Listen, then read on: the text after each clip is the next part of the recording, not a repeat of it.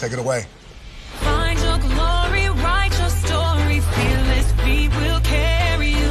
Time you own it, take your moment, be a fire burning through. Hustling from night until morning, grinding it out, it won't be long. Feel your power, it's your hour, you inspire, you are strong. Enjoy your Zoa. No applause? You're all fired. Now that you've reached the stage in your life where quality television is important, Nubian TV is a black network that speaks to your lifestyle. Nubian TV is the world's first digital network devoted to the upscale and political lifestyles of black people. Nubian TV's programming includes politics, travel, fashion, food, automotive, arts and culture, civil rights, music, and more. Watch now on Amazon Fire TV, Roku, or watch globally at nubiantv.net. Nubian TV, it's what you want to watch.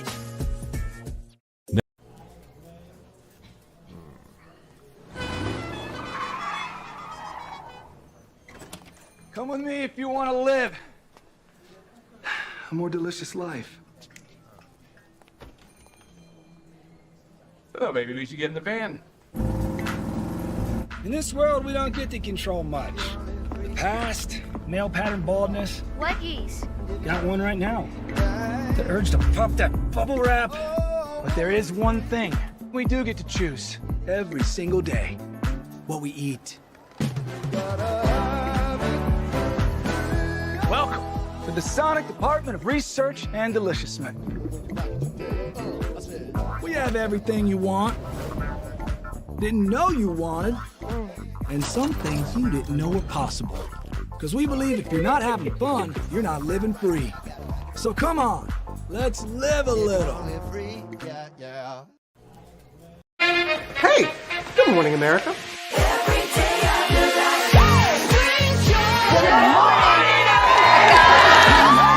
Good morning, America. Good morning, America. Good morning, America.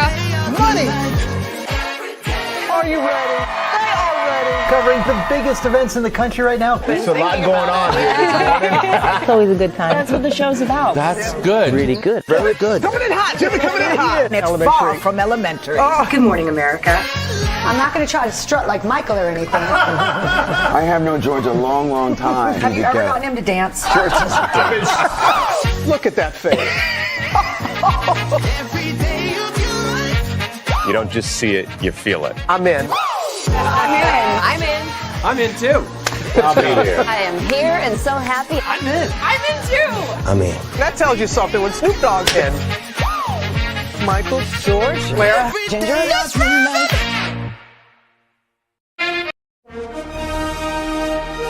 Prepare for a journey beyond imagination, beyond belief, beyond anything you've experienced before. Universal Epic Universe, a new theme park where you'll step through extraordinary portals to 5 immersive worlds. Prepare for a cosmic voyage of discovery, an isle of fire-breathing excitement, a shadowy world of monsters and mystery, new wonders in the wizarding world, and a new way to play. Plus the splendor of a magnificent resort hotel overlooking the park. It's all new excitement at Universal Orlando Resort. A week's worth of vacation thrills with 4 amazing theme parks, a variety of spectacular themed hotels, and incredible dining and entertainment. It's all at Universal Orlando Resort, where you'll find new adventures every day. Explore the astonishing worlds of Universal Epic Universe at Universal Orlando Resort.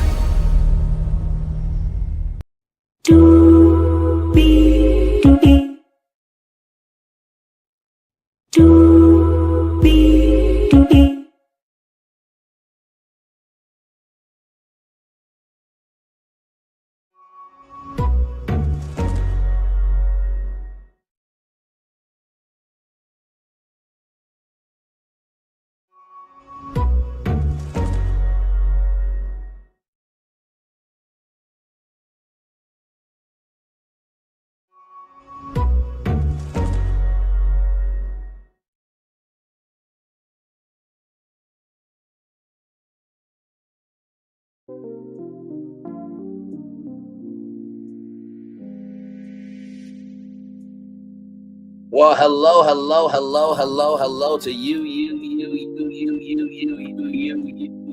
man. Good morning, everybody. I hope all is well with each and every single one of you this morning. Good morning, Veronica Monroe. Good morning to you. I hope all is well with you. I'm trying to find this morning.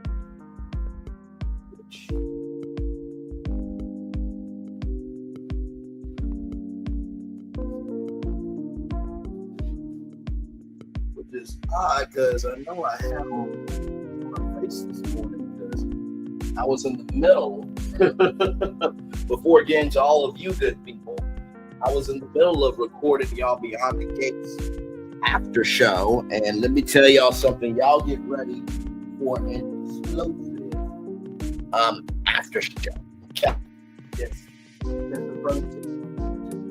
Well, I'm sure they will show up in due time. But anyway, welcome in, everybody. We have a lot to get to this morning. We have 1, 2, 3, 4, 5, 6, 7, 8 destinations for you this morning. Of course, as you all know, Marvin Sapp, he held his congregation hostage for $40,000. He has responded. We are going to get into that. Tamar Braxton did an interview on the Breakfast Club this morning. Shout out to Chef Don Down. I saw that notification there. And she talks about cheating. She talks about wickedverse. She talks about a little bit about everybody, in the words of Tea Talk with Your Girl there. And she also went on the Sherry Shepherd show and had something to say about her being outside. We will talk about that.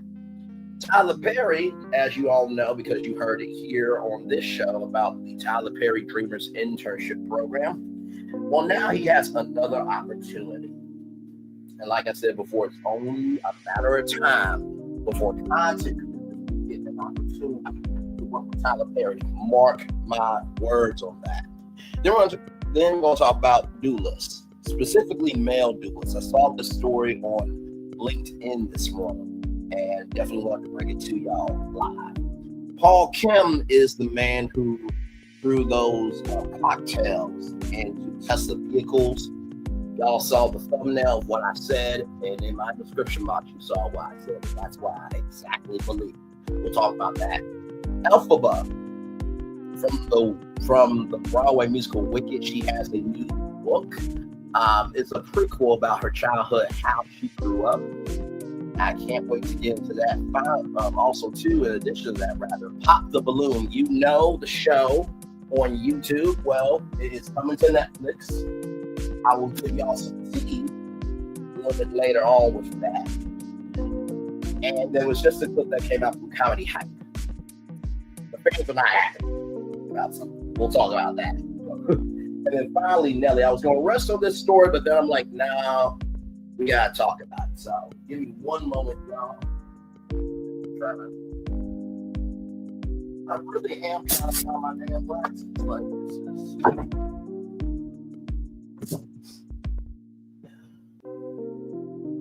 is crazy wild.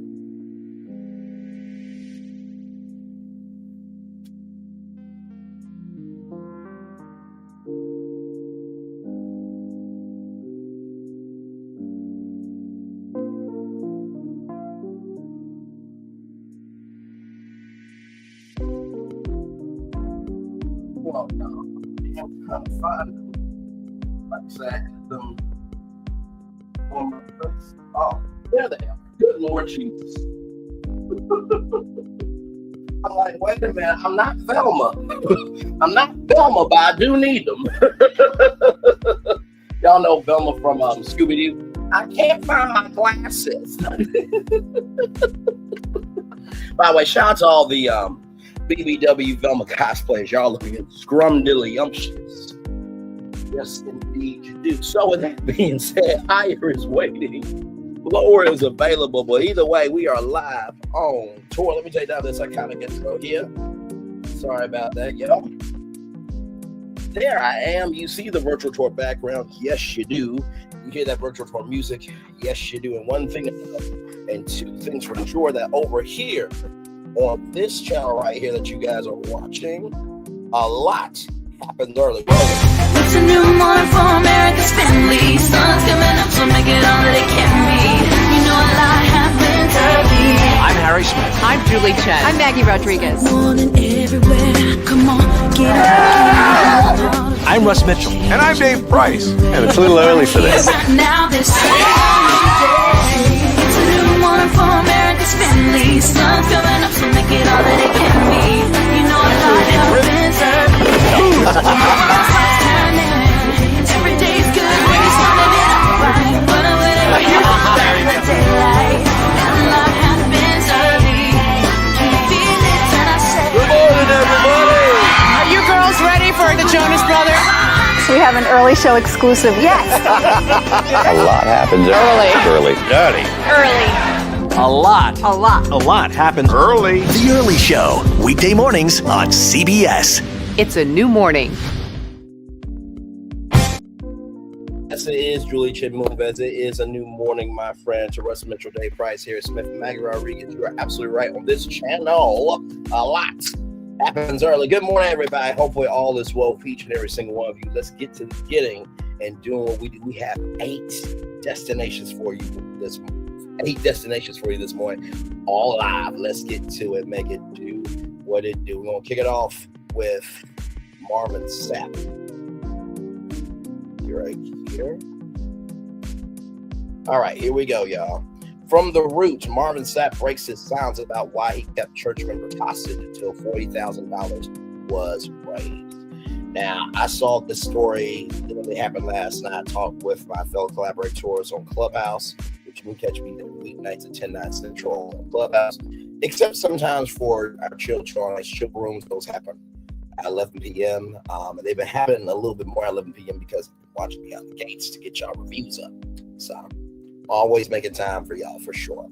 But to this, the gospel singer was dragged online, rightfully so, after a video of him telling church ushers to close the doors went viral.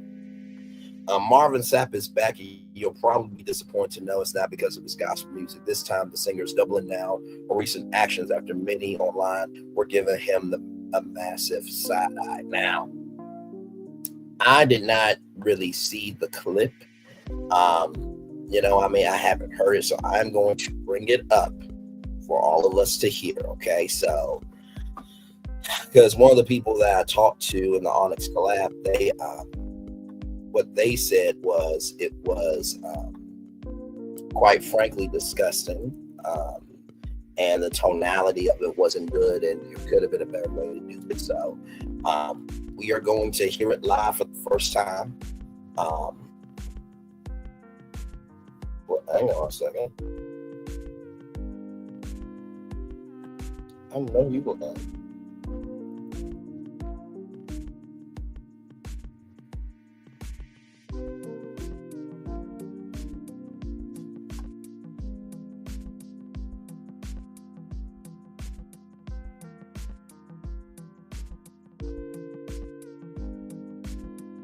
What the hell?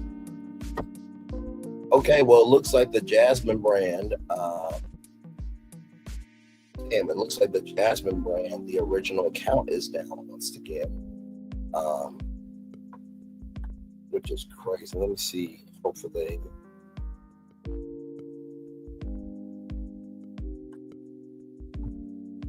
they have it on here. This is their backup account.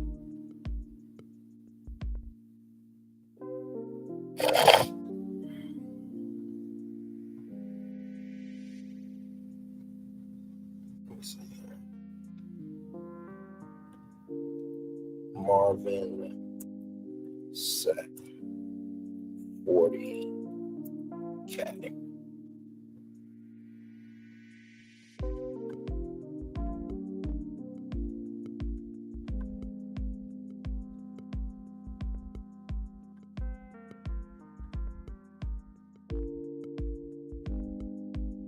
Give me a moment, y'all. By the way, happy Friday morning to each and every one of you. Hopefully all is well. Okay, here it is here. Here it is here.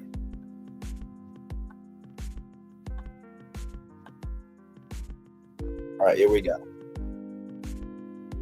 turn this up just a little bit. Okay, here we go. And they understand the cost that is involved. There's 1,000 of you. I said, close them doors. Ushers, close the doors. Close the doors. Close the doors. We all gonna leave together. Y'all ain't going no place but to the restaurant. There's 1,000 of you tonight, and those that are watching, it's 1,000 that's watching online. This is a small seed. If I get 1,000 online to give this, if I get 1,000 in the sanctuary to give this, that's $40,000 tonight. I'm challenging each of you all down here to give a $20 seed. I just think $20 is a lot of money. $20, believe it or not, when my late wife, Melinda P. Sapp, was alive, was a good date. I could take her to the movies, buy a box of popcorn, get 1 soda, 2 straws. I wasn't cheap. That's swag. I was looking in her eyes. She's looking in mine. Lord, can't do that no more. Now, everyone up here, we've all sold and seeded, but I need everyone standing up here with us, with me, to plant a seed of $100. Because again, it costs to sit up here. I got you. Let's see. So put your 20 away, preachers. That 20 wasn't for you. And this is what I need you to do. If you're giving electronically, or even if you're giving tangibly, I'm gonna have y'all come to the altar and give it, because I need to see 1,000 people moving. Bring them baskets. I want the baskets up here. I want to see the folk. Y'all start moving. Y'all can bring it right now. Come. Even if you're giving tangibly, just put your hand on take your phone and stick it on the bucket. What in the? I know you lying. Shh. Giving is worship. Giving is worship. Giving is worship. We're supposed to be joyful. Giving is worship. The Lord. This ain't the time to talk. 1,000 people need to give $20. 1,000 people need to give $20. 1,000 people online need to give $20. This is easy, saints. This is an easy miracle. We should be able to raise $40,000 tonight just from y'all giving. That's it. Swap your that was Ted. That was Ed, rather, not Ted. I'm thinking Ted, the bear from the Southern Farm movie. But this is Ed O'Neill's shocking Fancy Racy cameo on her on Dara Claire's TikTok. So he has a biracial daughter, and she looks gorgeous. But that's neither here nor there. But what? Do you speak maybe any other languages? I do. What do you speak? But what the flying hell did we just see? First of all, it looked like the ushers were confused of, are you out your rabbit ass mind? Now, of course, you can't say out your rabbit ass mind in the church house, right? And nobody could leave until 1,000 people gave $20. Now, Marvin Sapp, he is a bishop in Michigan. He's a bishop in Texas, right?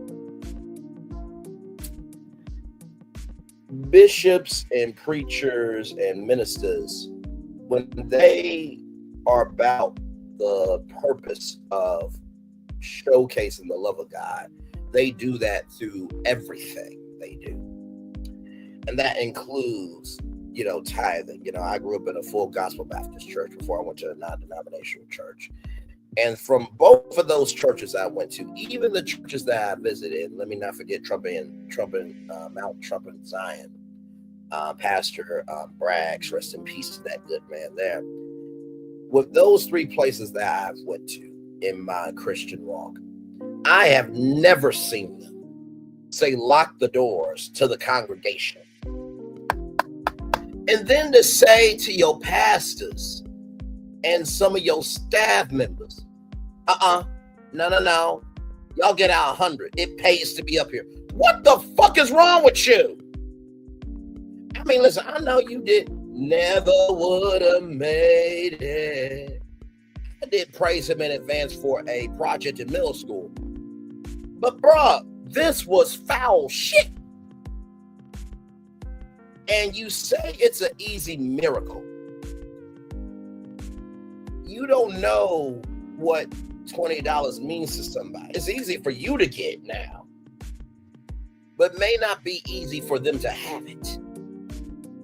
And then to bring your wife up and how y'all used to date on $20 and stuff, your wife wouldn't go for this if she was alive. So apparently, Marvin Sapp has responded.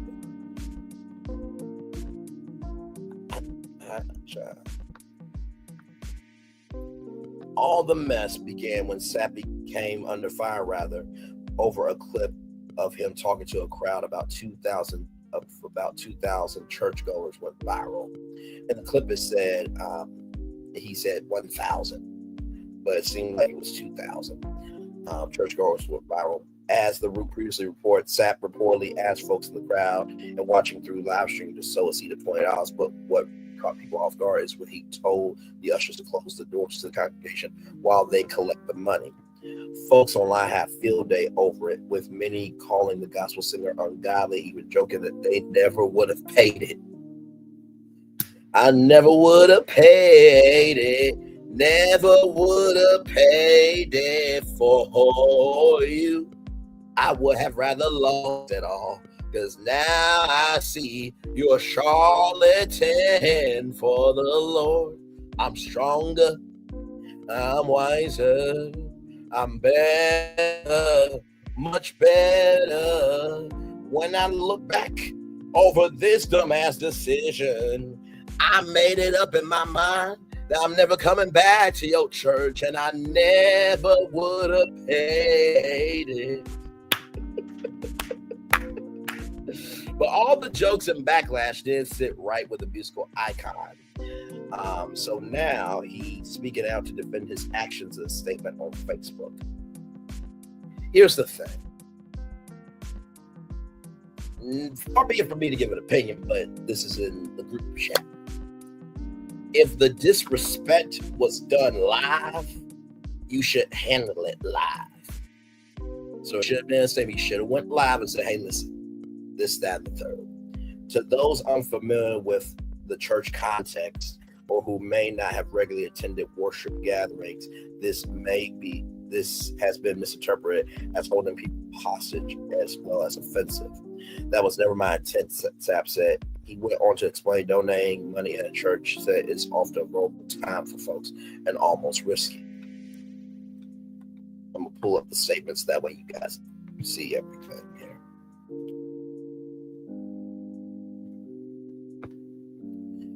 Directive was not about control. It's about creating a safe, focused, and reverent environment for those choosing to give and for those handling resources. He continued, but that's where it ends. Of course, the churchgoer had to provide some biblical context to support his claims. The Bible says they gave gold, silver, bronze, iron, precious stones. He continued. Specific amounts were recorded, not because God needed their money, but because the people needed to show their commitment to the vision, because stewardship demands accountability.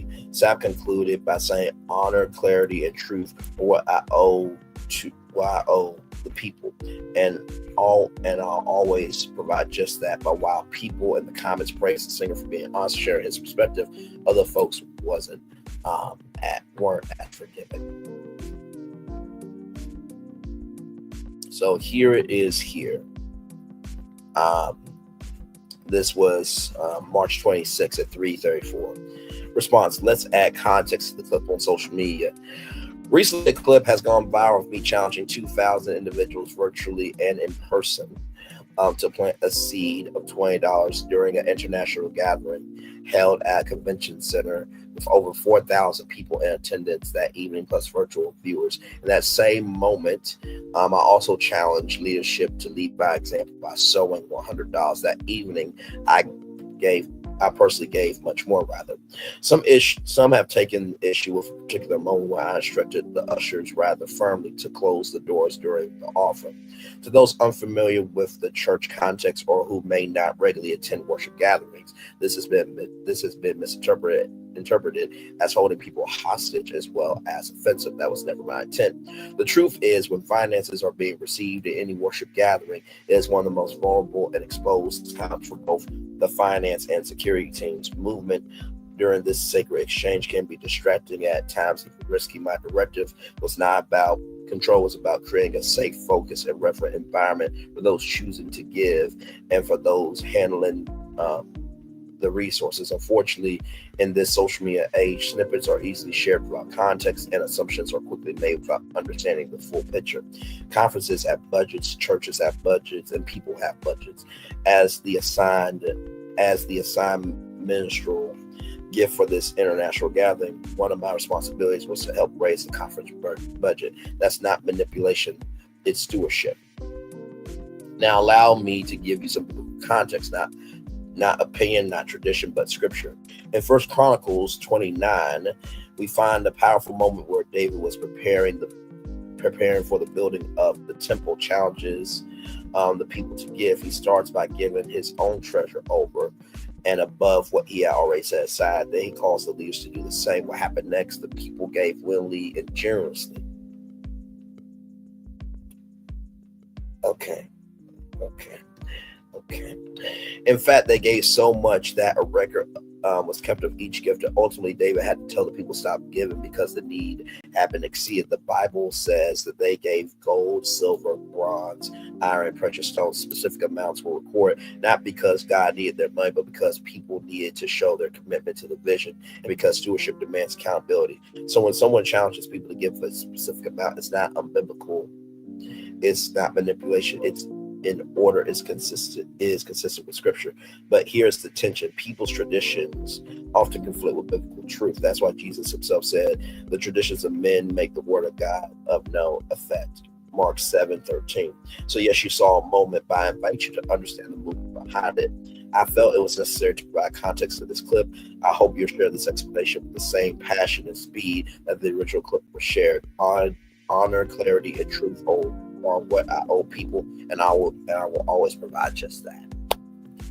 Okay, so let's break this down.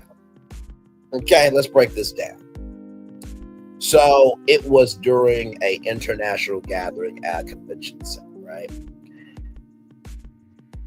During a convention, whether it is a secular or a spiritual event, all that is handled behind the scenes with the budgeting committee, the financial committee, right? They're the ones that make the budget. They're the ones that say, okay, here's what we can pay for speakers. Here's what we can pay for security. Here's what we can pay for the stage. Here's what we can pay for lighting. Here's what we can pay for audio, this, that, and the third. That's what they're supposed to do. And so then to say to those unfamiliar with the church context or who may not attend worship gatherings, this has been misinterpreted as holding people hostage as well as offensive. That was never my intent. Even though that may not have been your intent, that's what it came across as. And what did you expect people were going to say when you said close the doors? We're all going to leave together. You sound like you holding them hostage, bruh. Like there ain't no way to get out of this ish. Okay? Just keep it a buck. We're breaking this down live in real time. The truth is, when finances are being received at any worship gathering, it's one of the most vulnerable, exposed times for both the finance and security teams. Movement during this sacred exchange can be both distracting and at times risky. My directive was not about control, it's about creating a safe, focused, and reverent environment for those choosing to give. Let me zoom in on that. For those choosing to give. How could anybody choose to give when you said close the doors? Sir, did you run this by your PR team at all? Because if I can break this down like this, I can only imagine what the Christian community is breaking this down, and let me flip it reverse around back. If I can break this down like I'm doing now, imagine how the Christian community is breaking this down. But also, this is the same Christian community that got upset with Erica Campbell showing off her curves in a white dress for her gospel album. Check. Okay. Oh, my Lord Jesus. Conferences have budgets, churches have budgets, and people have budgets. People have budgets, but yet you negated that. And then on top of that, you utilized, my Lord Jesus, you utilized scripture, right? Of David, right? And you said that he starts by giving of his own treasure above and beyond what was already set aside. Then he calls the leaders to do the same. You know what I noticed in 1 Chronicles 29? He didn't lock the doors, sir. And this is why some people don't go to church, because some people utilize scripture to negate their behavior. And you also said specific amounts were recorded, not because God needed money, but because the people need to show their commitment to the vision, and because stewardship demands accountability. This is a very limited mindset that you have, because here's how I see it. There are people who show their commitment in marriage by respecting their partner. They don't have the money to get a $5 million fucking ring like Jennifer Lopez got.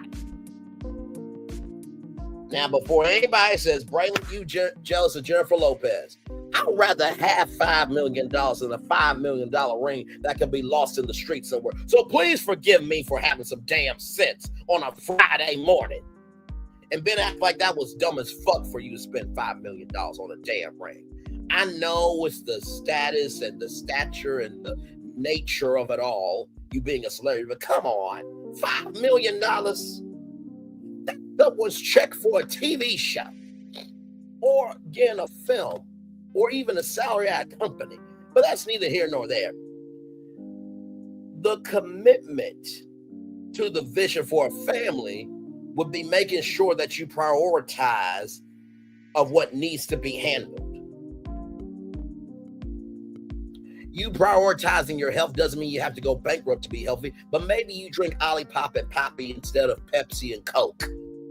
So the fact that you say that the people needed to show their commitment to the vision, the fact that they came to the conference was committing to the vision of believing that y'all had something to say that could help them. And if stewardship demands accountability, what about your ass? He or she who has not sinned cast the first stone. Bishop Marvin Sapp. Oh, I'm going there. Because this is ridiculous.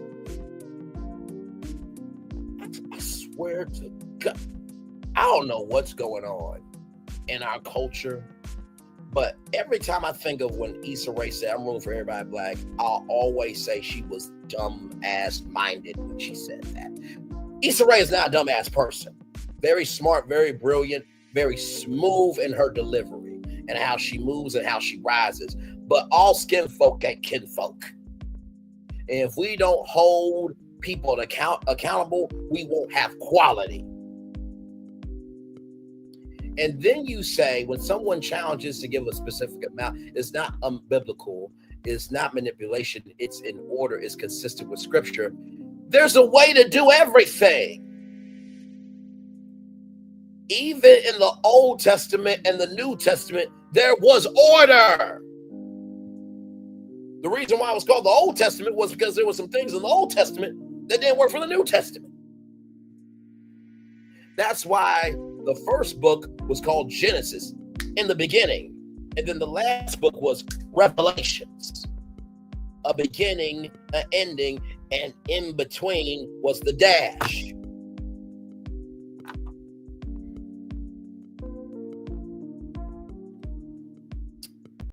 But here's the tension.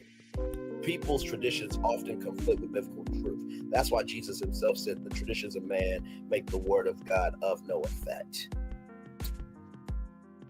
I would like to believe, right,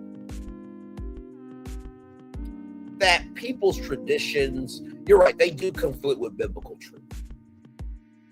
Not having sex before marriage, love thy neighbor, this, that, and the third, right? So everybody in some shape, form, or fashion has broken the 10 Commandments, right? So you're right. But even with people's traditions often conflicting with biblical truth, there is a tradition in living in the truth as well. And then you say, I hope you'll share this explanation with the same passion and speed that the original clip was shared. Or in the words of Anonymity, no. I can't do it like her, y'all. Y'all go to Anonymity to get, by the way. I saw trending topics with Anonymity. Wonderful job, sister. Cannot wait for you to go live. Can't wait to be there soon with you. Love that sister. One of the greatest people, individuals, and just great energy all around. I really mean that. Anonymity. Love that sister very much. But you can't be upset that people had passion and speed over the shit that you've done. Honor, clarity, and truth are what I owe the people. I always will provide just that. You also deserve to owe the people dignity, understanding, and consideration too.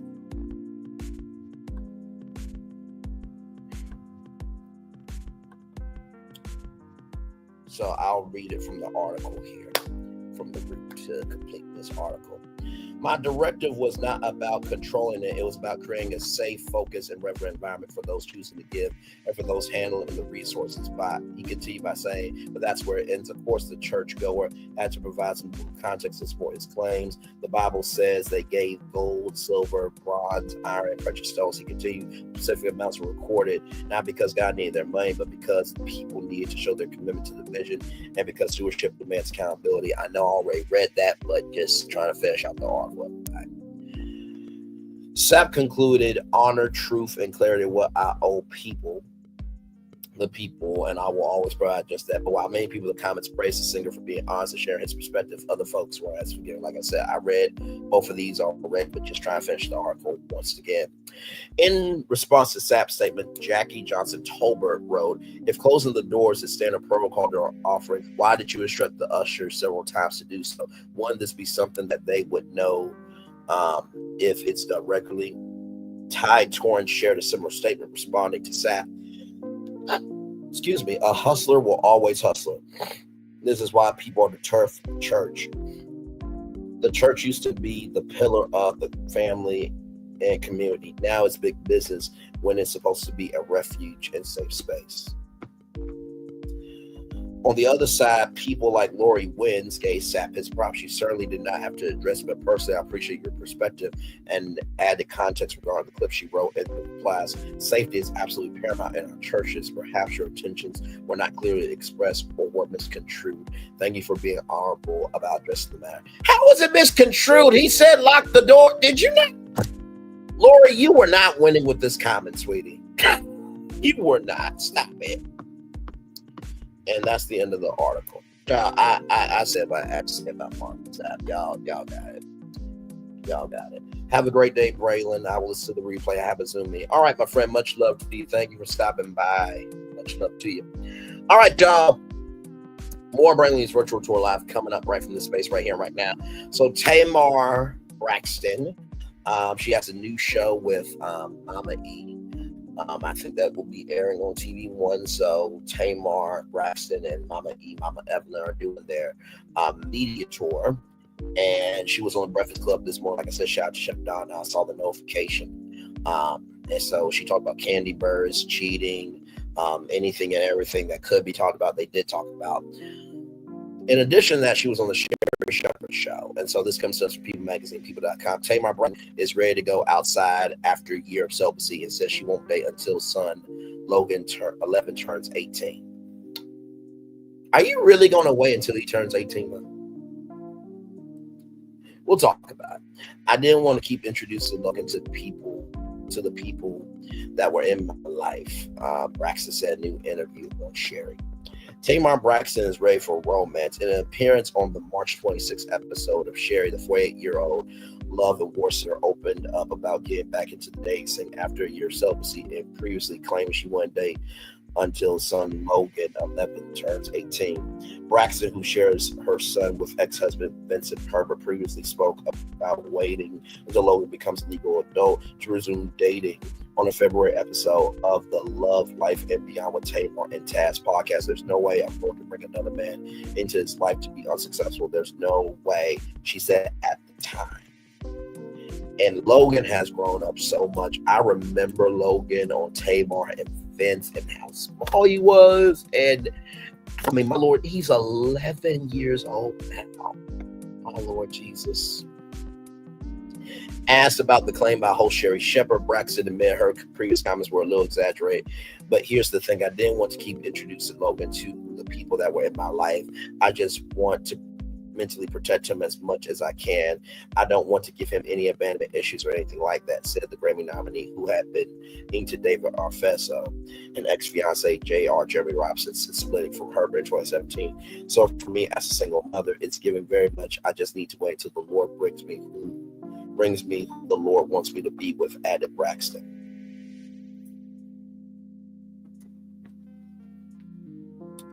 The Let Me Know musician added that she's been celibate for a year. I haven't been dating for a year at all. Nothing, haven't been out, nothing yet. But now I'm ready to go outside, declared Braxton. And now that I'm going outside, girl, I have to be prepped up and be prepped and ready. So she is taking PrEP because Atlanta is known for AIDS. So she did say that on her social media. Beyond her dating life, Braxton is quite busy at the moment. Her new show with her mom, Cooking Sessions with Tamar Miss E, premieres March 25th on Clio TV, which I think is a spinoff of TV One. But I also remember it was Aspire, Afro TV, and I think it was Clio TV, but I could be wrong. She's also gearing to embark on the October Nights Calling All Lovers tour with October London and Road James, kicking off April 17th at Chrysler Hall in Norfolk, Virginia. Well, here's the thing. Congratulations to Tamar for, being celibate for a year.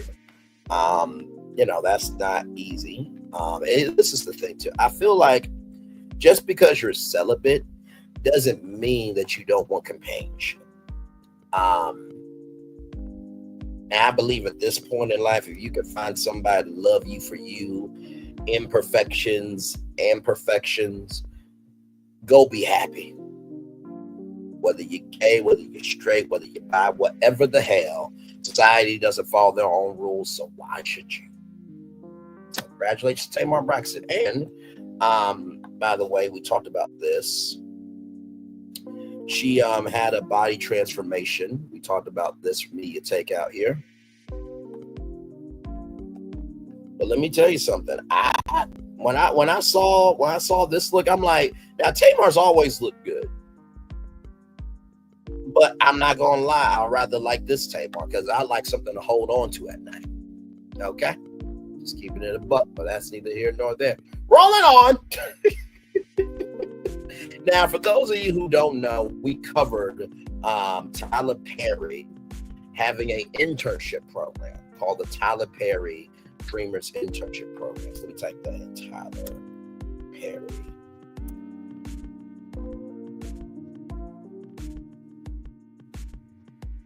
Dreamers. Here we go here. So this is an internship program. If you are a student in college or high school, you can actually be an intern at Tyler Perry Studios. He did this last year. We broke it here on Virtual Tour Live. And so it's a 6-week paid internship. for individuals who are passionate about pursuing a career in the entertainment industry. Select applicants will learn from industry experts while being exposed to nearly every aspect of running a major studio: production, studio operations, accounting, development, post-production, social media, digital media, information technology, art, graphic design, legal, wardrobe, costumes.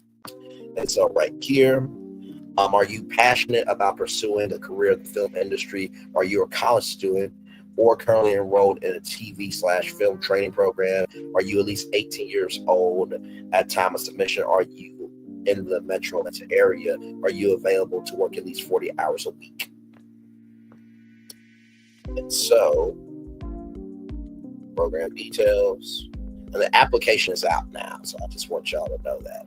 So, application launched March 14th. Deadline is April 11th at 11:59 p.m. Location, of course, Tyler Perry Studios. The program length is 7 weeks from mid-June to early August. Time commitment needs 40 hours a week for 7 weeks. And the curriculum, participants will rotate between roles in production, studio operations, accounting, development, post-production, social and digital media, information technology, art, graphic design, legal, wardrobe, and more. College credit. Available proper documentation, field trip, one per program, fireside chats every Friday with a Tyler Perry Studios guest speaker, and payment $18 an hour. So I will drop the link here for you all if you know anybody that is looking for an opportunity, and you have to be in the metro Atlanta area. Now, I'm going to give you a pro tip. If you can swing it, right? Now, to content creators that are still in your parents' house, you know, in college, and I say that because there are some college students that still live at home to save money on the dormitory fees, and there are some that are in college. If there's a way that you can talk to your undergrad student government, or talk to your professors, or talk to the head of your department at your college. Figure out a way that they can swing it, because this is what I would do. If I was one of y'all, I would say, hey, listen, Mom, Dad, I want to go down to Atlanta. I want to go down there for 7 weeks. I will find me an Airbnb. I get paid this much. I will figure out a way to give me a second job.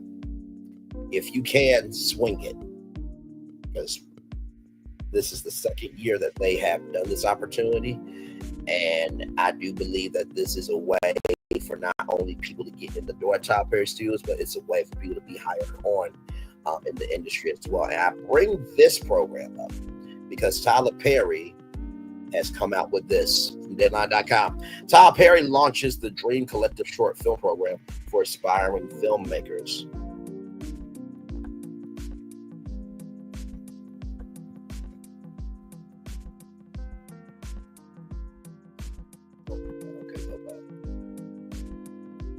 There we go. Sorry about that, y'all. Tyler Perry launches the Dream Collective short film program for aspiring filmmakers from Deadline.com. Exclusive. Tyler Perry is set to kick off the Dream Collective, a program designed to identify and cultivate the next wave of filmmakers, particularly with under-recognized and underrepresented voices.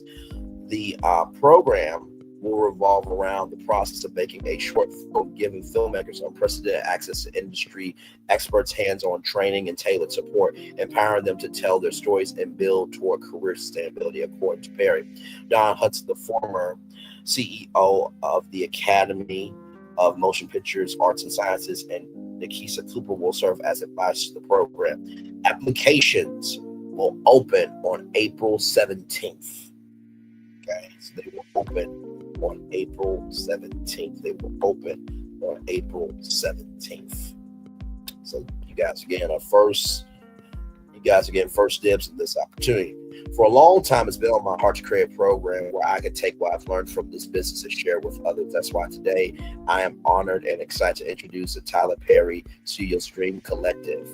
Said Perry, this is a fantastic opportunity for up-and-coming directors to learn about the craft and business of filmmaking for professionals at the top of their game. In a word, this is about access. Breaking into the industry can be tough.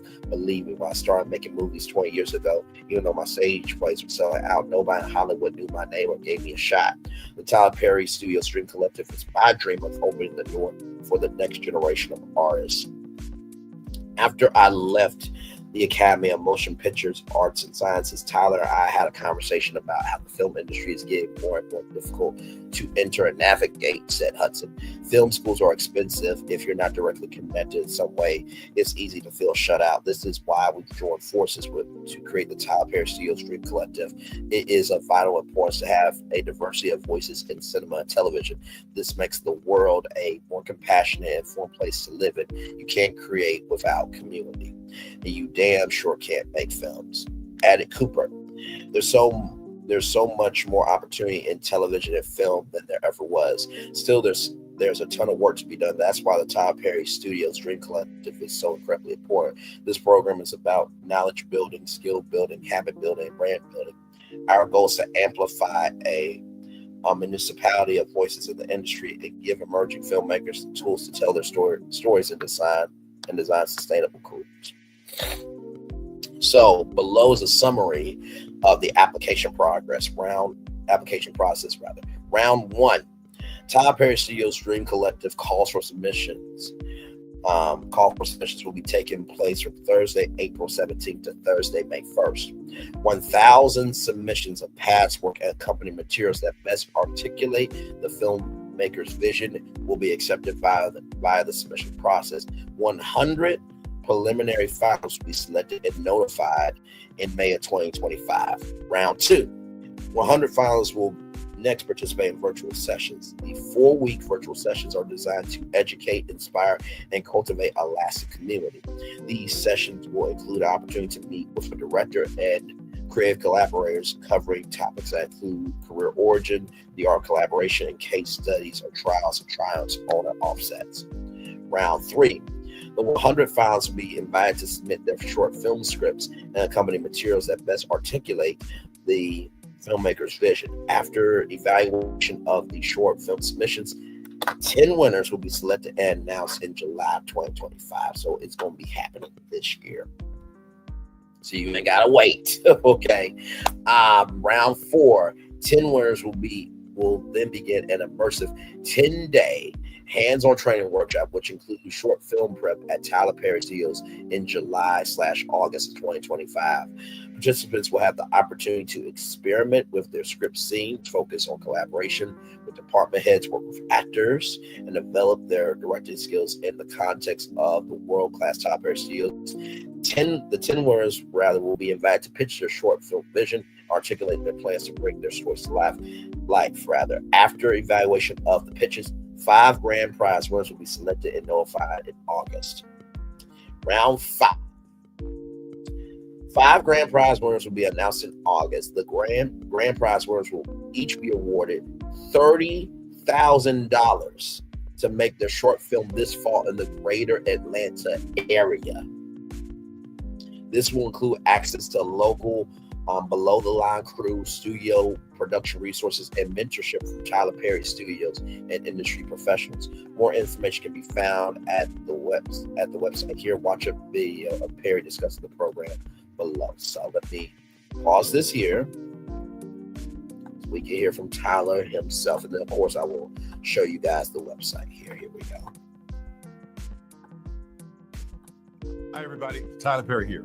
And for a long time, it's been on my heart to create a program where I could take what I've learned in this business and share it with others. That's why today I'm honored and excited to introduce the Tyler Perry Studios Dream Collective. This is a fantastic opportunity for up-and-coming directors to learn about the craft and the business of filmmaking from professionals at the top of their game. In a word, this is about access. Breaking into the industry can be tough, believe me, I know. When I started making movies 20 years ago, wow. Even though their plays were selling out, nobody in Hollywood knew my name or gave me a shot.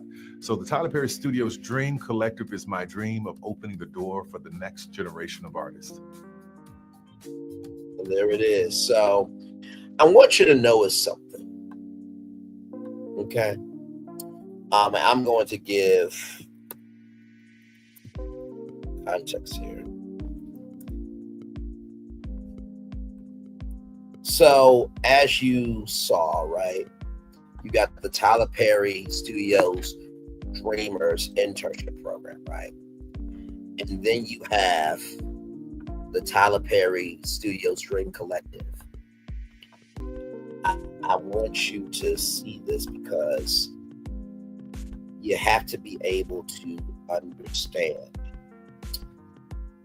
that everything has a purpose, right? And so, and I promise you, it's been in front of our faces the whole time. Little did we know that this would, take off, right? So, right here, the Dream Building, right here.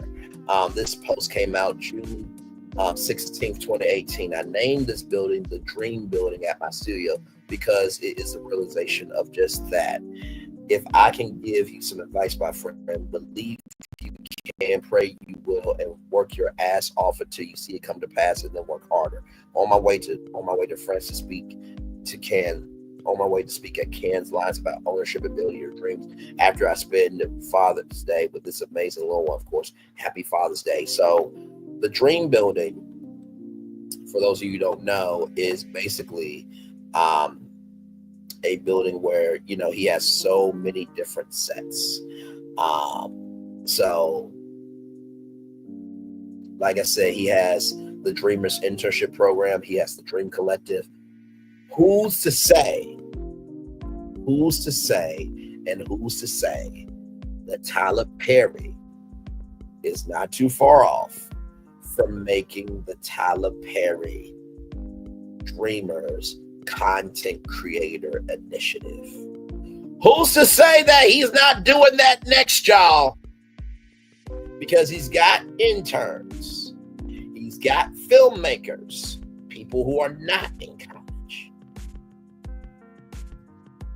He's trying to get into the world of unscripted. A content creators program has to be next. It has to be. So with that being said, let me show y'all the website here. You guys can know about this amazing opportunity here. This is a game changer.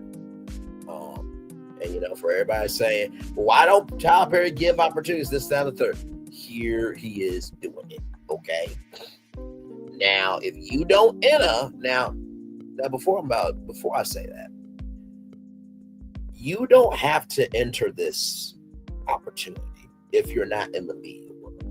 But if you're in the media world but looking for an opportunity and you don't enter, you can't say shit. So there's the video that I just played there.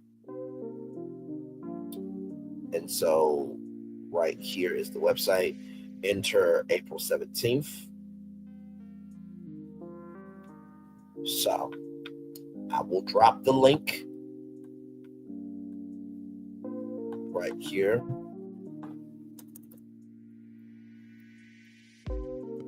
Applications open up on April 17th. So, if you're looking for an opportunity, you want to be a director, there is your opportunity right there. Tyler Perry Studios Dream Collective.com. All right. Speaking of good things that will make us happy, that made me happy for sure. Hopefully it did for you as well. I saw this on LinkedIn this morning and wanted to bring it to you all live. Of course, I thought, well, this could be the positive news story. And then I'm like, nah, this has to be in the show. And then after this, we'll take a commercial break here. But whoa, what a Friday morning here on Brady's Virtual Tour Live here. Here we go. From BlackEnterprise.com. Brad Edwards' dads to Doulas. Where am I? Let me refresh it.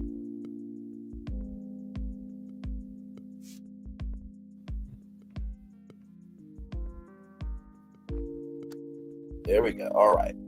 Brad Edwards, Dads to Doulas, teaches Black men to support partners during childbirth process. The Dads to Doulas Spring 2025 cohort commenced in February. Participants can complete a doula certification at the end of 6 weeks. Father and community activist Brad Edwards is continuing to inspire the next generation of Black fathers through his Dads to Doulas program.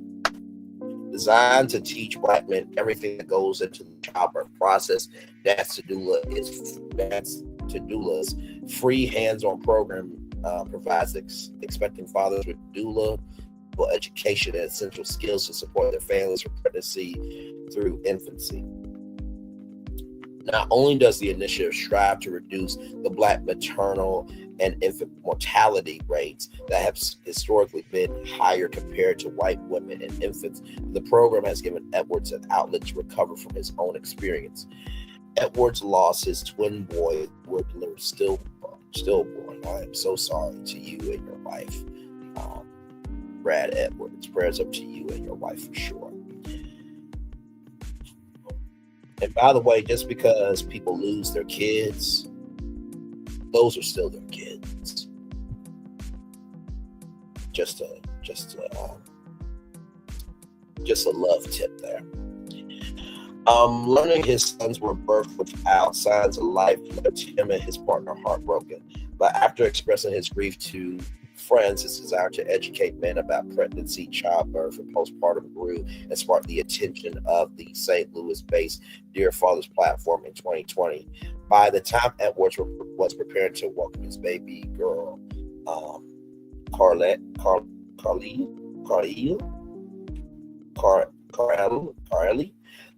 sorry if I'm mispronouncing that, he was fully equipped with the necessary tools to support her mother. Launched in 2024, the Dads to Doulas educational program was created essentially to teach Black men about everything that goes into labor, the delivery process, the prenatal health, the maternal loss, postpartum, and more. We have a maternal health crisis as it relates to Black women and babies. So this is something that's very important and something that I think a lot of men may not know, just because those numbers are out there, but they are not represented in spaces that men existed. Edwards told WSFA 12 News earlier this month. A study published by the U.S. Centers for Disease Control and Prevention revealed that the maternal mortality rate for Black women was 49.5 deaths per 100,000 live births in 2022.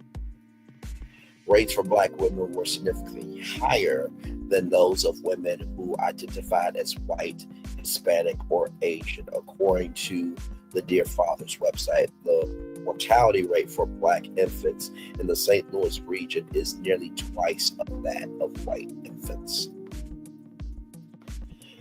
Dads to Doulas virtual in-person programming covers such topics as the history of birth, length of pregnancy, anatomy and hormonal changes, home hospital births, pharmacological pain treatment, infant care. Participants can complete a doula certification program following the 6-week training. We will not solve the maternal mortality crisis without men, said certified doula Kyra Betts, who helps with the program. Dads to Doulas completed its first cohort in November 2024. I can't say enough of how much these brothers poured into one another and empowered one another every step of the way. Edwards wrote on LinkedIn, the spring 2025 cohort commenced in February. This is from Brad Edwards here. So that is Brad Edwards there. I'm trying to see if I can zoom in on the brother here. Hang on.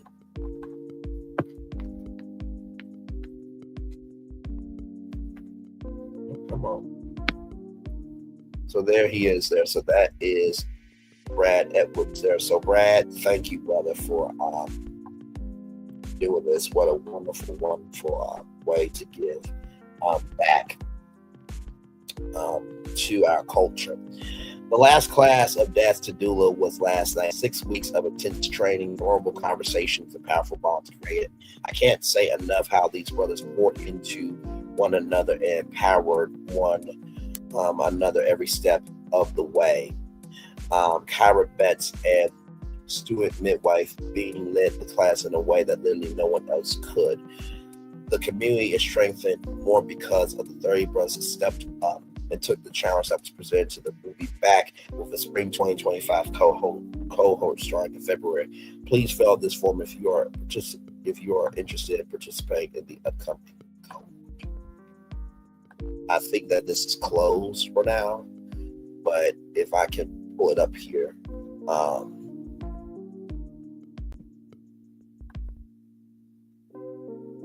I will at least show you all the form.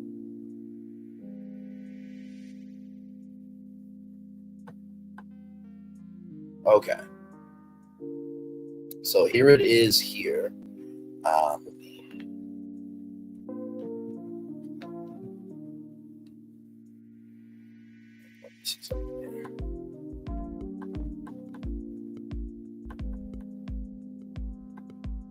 Give me one moment, Bill.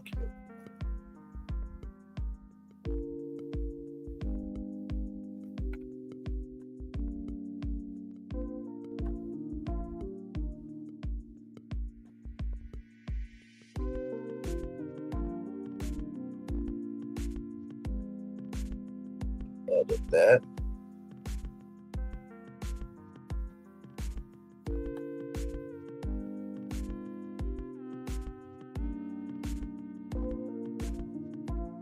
Save that. Save as. Okay.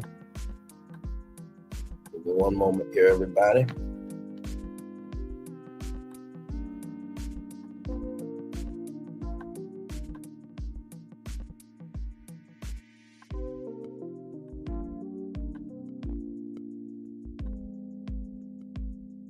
Okay, so when you click on that link, it will take you to this.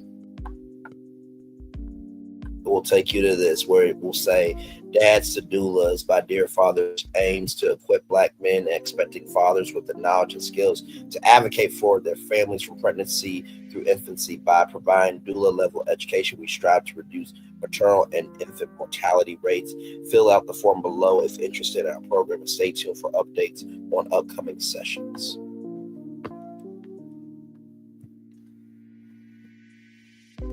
So with that being said, here you give your full name, email address, your age, your city and state zip code, which program are you interested in-person training, virtual training.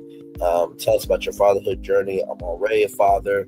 I'm expecting father, looking to become a dad in the future. What topics are you interested in? Preconception, pregnancy, labor, post-birth, postpartum, prenatal, mental health, all the above or other. On this, or rate what you know about being in maternal health and the birthing process on a scale of 1 to 5, 5 being the highest. And then right here is the logo here from Dear Fathers, Dads to Doulas, addressing the high infant mortality rate among Black babies through educating and training for Black men and fathers style. Like I said, this is, let me finish the article out real quick here. Oh yeah. For more information and updates in the next cohort, register online. So like I said, congratulations to Brad Edmonds for sure.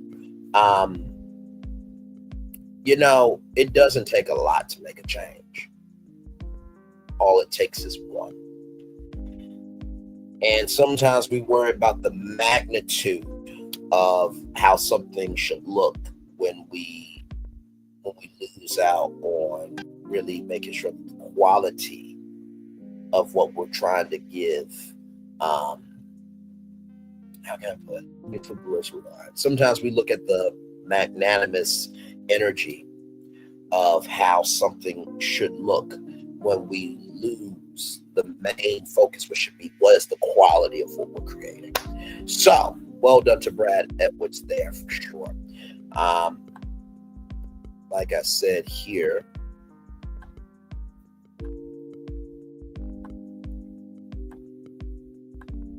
I will drop the Google form there. And then when you click that there, it should take you to your own form. And you should be able to fill out. So send that to any man in your life, whether you are a dad, expecting father, you're already a father, or if you want to become a father, or if you just want to be supportive. The more that we have of us, the better off we will be. Let me black dads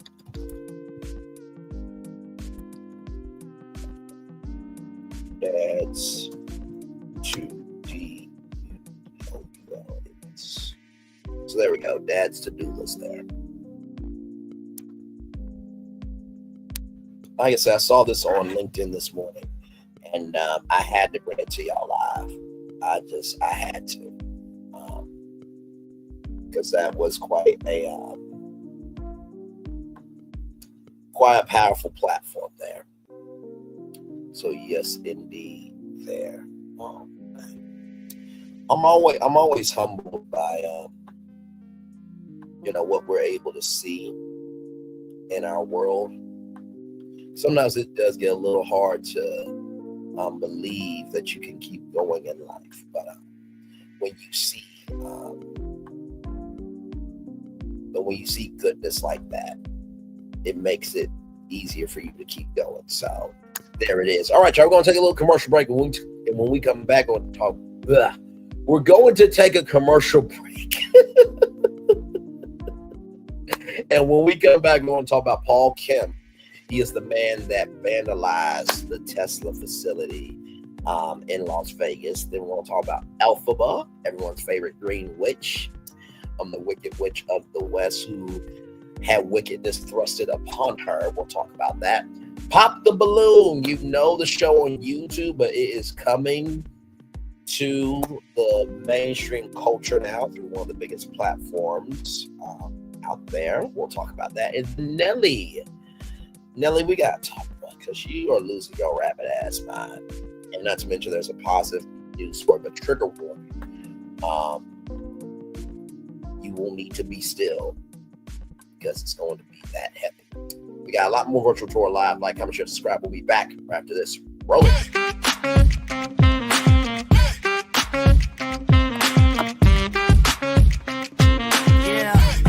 Yeah, we hustle all day. Yeah, we're working, let me play.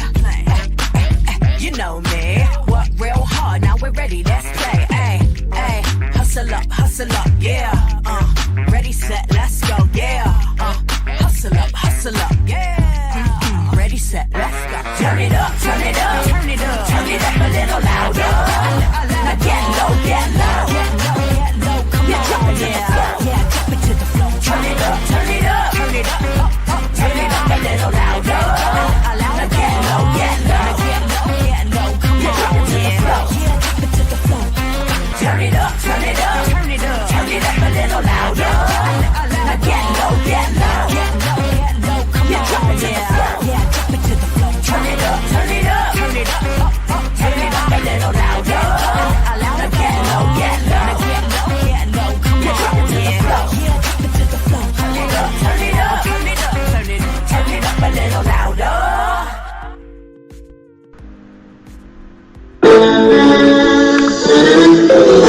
Sweet boy and you, one look at you, and it was plain to see you were my destiny. God, you are found. I come from nothing. Our son is your son. Welcome to the celebration.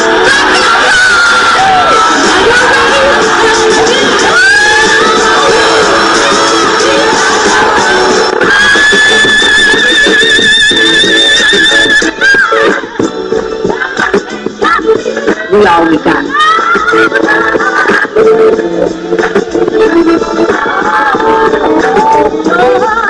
I'll do that. Don't you leave here to go for happiness. I want you to leave here to show that.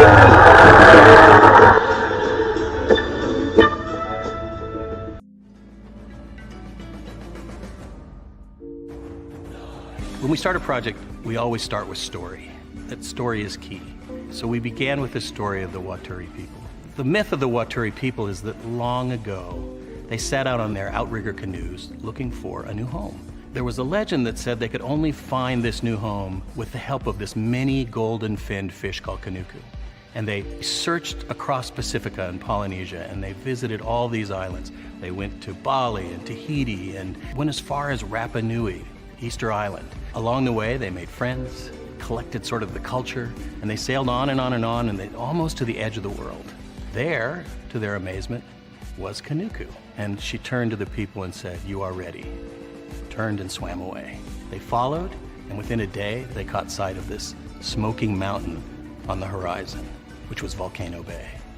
And it was pristine, beautiful, lush, everything that they would want in a home. And that's the backstory that informs everything we do in our design. The idea here is to create the best experience. We know what our guests want. They want the thrill and excitement of our theme parks. But they also want a place where they can relax and chill out and feel pampered. Nobody wants to stand in line. And so we said, let's get rid of them. Nobody wants to carry rafts up a ride tower all the way to the top. So we said, let's do that for you. Exhilaration and excitement and relaxation. That's what you're gonna get at Volcano Bay.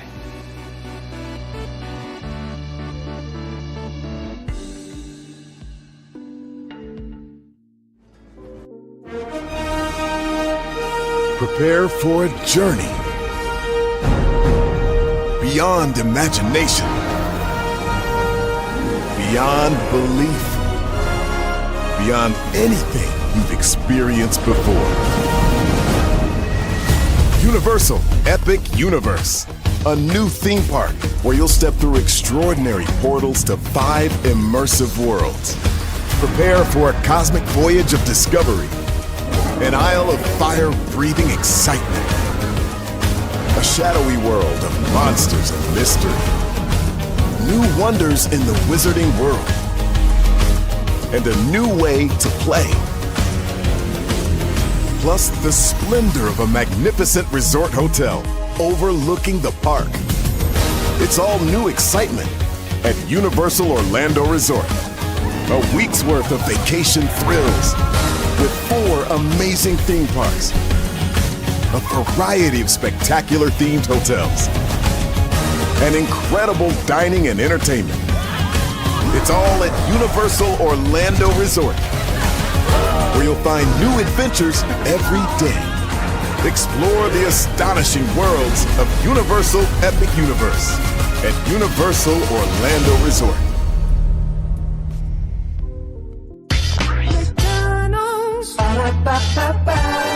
I'm loving it. I'm loving it. Hey, back. Welcome back into Brian Lee's virtual tour live. Glad to have all you here. We kicked off the show with Marvin Sapp responding to the fact that he closed the doors of a big event in the Christian world and held people hostage, basically, and asked every person in the room for $20 and people virtually for $20 to raise $40,000. And we talked about Tamar Braxton talking about not dating anybody until Logan turned 18, but Tamar Braxton revised her statement by saying that she did not want to keep introducing people into Logan's life, but she's ready to be outside after a year or so. See her and Mama Evelyn have a new show coming out April 27th called Cooking with Tamar and Mama E on EOTV. We just talked about Tyler Perry, which, by the way, if you don't know, he has a Dreamers internship program. If you want to be a part of that, like I said, the application launched March 14th, and the deadline is April 11th at 11:59 p.m. Eastern Standard Time, and you have to be a college student or enrolled in a TV film program. It's a paid internship for 7 weeks from mid-June to early August. And then if you are a short film director, then he has created the short film initiative, which is called the Tyler Perry Studios Dream Collective. So ultimately five winners received $30,000 in support to make a short film this fall with the help of Tyler Perry Studios. And we just talked about a great brother named Brad Edwards, who created this program called Dads to Doulas, where dads for 6 weeks can learn anything and everything from pregnancy to infancy, and also get a doula certificate at the end, or earn a doula certificate at the end of the 6 weeks. So a lot going on here on Brayley's Virtual Tour Live. Like I said, your Beyond the Gates review is getting uploaded right now. Last time I checked, it was at 33%. So I'm trying to get to 1 o'clock. It's a little bit longer because it's a full hour show, but believe me, you guys are going to enjoy it. It is going to be worth the wait, okay? For sure. All right, y'all, more Brainley's Virtual Tour Live coming up right from the space right here, right now. Also, too, I told y'all that the positive news was going to be heavy, but I saw two other stories. I'm going to add to that story as well, but that's towards the end of our show, so stay tuned for that. All right, y'all, let's talk about it. As you guys know, the Tesla protests have been happening all around the country and around the world, but all started in Las Vegas. So there is a man charged for a motif cocktail on Teslas in Las Vegas. This comes just from CNBC. It says here, man charged in a motif cocktail attack on Teslas in Las Vegas. The key points: the Las Vegas man has been arrested on charges related to the motif cocktail arson attack on Tesla vehicles in that city on March 18th. Authorities said Paul Harn Ken faces state and federal charges for the attack at Tesla Collision Center. The incident was one of the highest profile acts of vandalism in a series of attacks on Tesla locations around the country related to company CEO Elon Musk's role in the Ford's administration. Musk is heading Dodge the effort to slash federal spending and employee headcount. So there was millions of dollars cut from my state of Arkansas. There was also $1 million cut from the Cleveland Food Bank. Yeah, they're not playing out here. It's fucking sad. Here we go. The Las Vegas man has been arrested on charges related to the motif cocktail arson attack on Tesla vehicles in that city mid-March. Authorities said the incident was one of the highest profile acts of vandalism in a series of attacks on Tesla locations around the country related to company CEO Elon Musk's role in the Ford's administration, heading Dodge the effort to slash federal spending and employee headcount. The FBI calls those incidents domestic terrorism and has launched a task force to address the attacks. Paul Hyman Kim, 36, faces state and federal charges for the attack at the Tesla collision on Western Bernard Avenue in Las Vegas at 2:45 a.m. on March 18th. So this is Paul Han Kim there. So he looks like an Asian man. 5 Teslas was damaged from the motif cocktails, or bullets fired at the Las Vegas incident on Wednesday, 2 days after a police bomb squad found multiple incendiary devices at Tesla showroom in Las Vegas. Federal authorities said Kim had a flight booked for Thursday out of Las Vegas to Milwaukee. Authorities identified Kim as a suspect in the Las Vegas attack from the surveillance video of a Hyundai vehicle that was seen leaving near the scene of the incident, as well as other evidence, including bullet fragments and cell phone tower records. The complaint said that less than 3 hours after the attack at 5:30 a.m., Kim filed an insurance claim that said the tires of his own car had been slashed and that his car has been stolen and covered.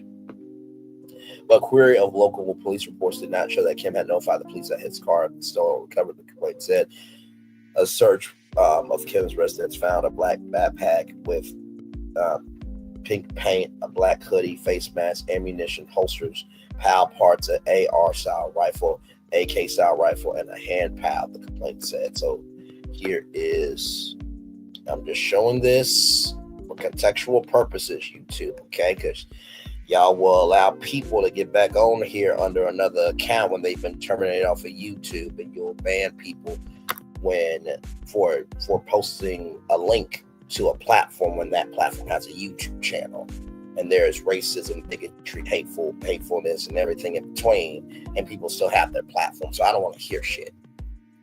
Okay.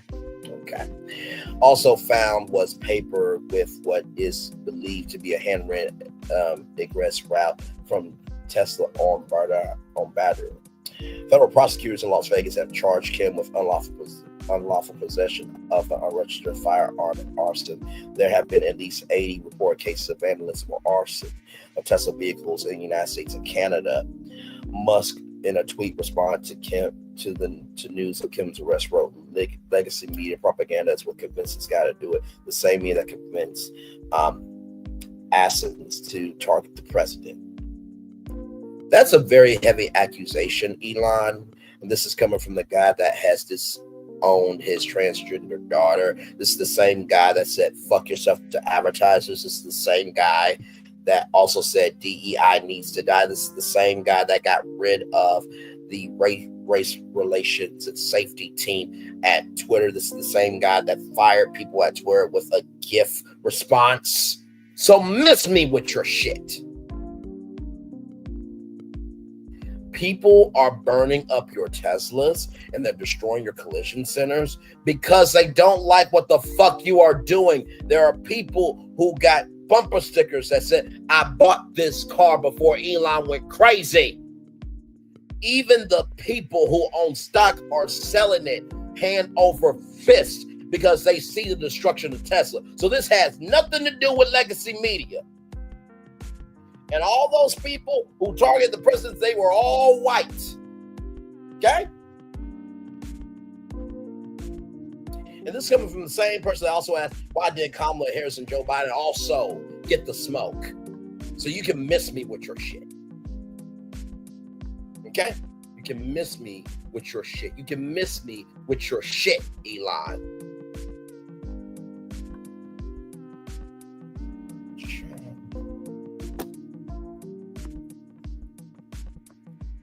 And that's the end of the story. I said what I need to say. And to everybody that's going to be like, well, this guy did the wrong thing. Y'all celebrated Luigi Macron unaliving the CEO of UnitedHealthcare. Get this man out of jail because he just did what everybody else is thinking. That Tesla needs to go down. And by the way, there are people trading in their Cybertrucks and their Tesla vehicles and nobody is taking them. They had to recall all the Tesla Cybertrucks because there's a piece of metal that can be detrimental to the ride that can make you dead. There is stockpiles of Tesla vehicles in lots because they can't sell them. The hood of the Tesla came up and could not go back down. The gas pedal was automatically pushed down where people could not stop the car.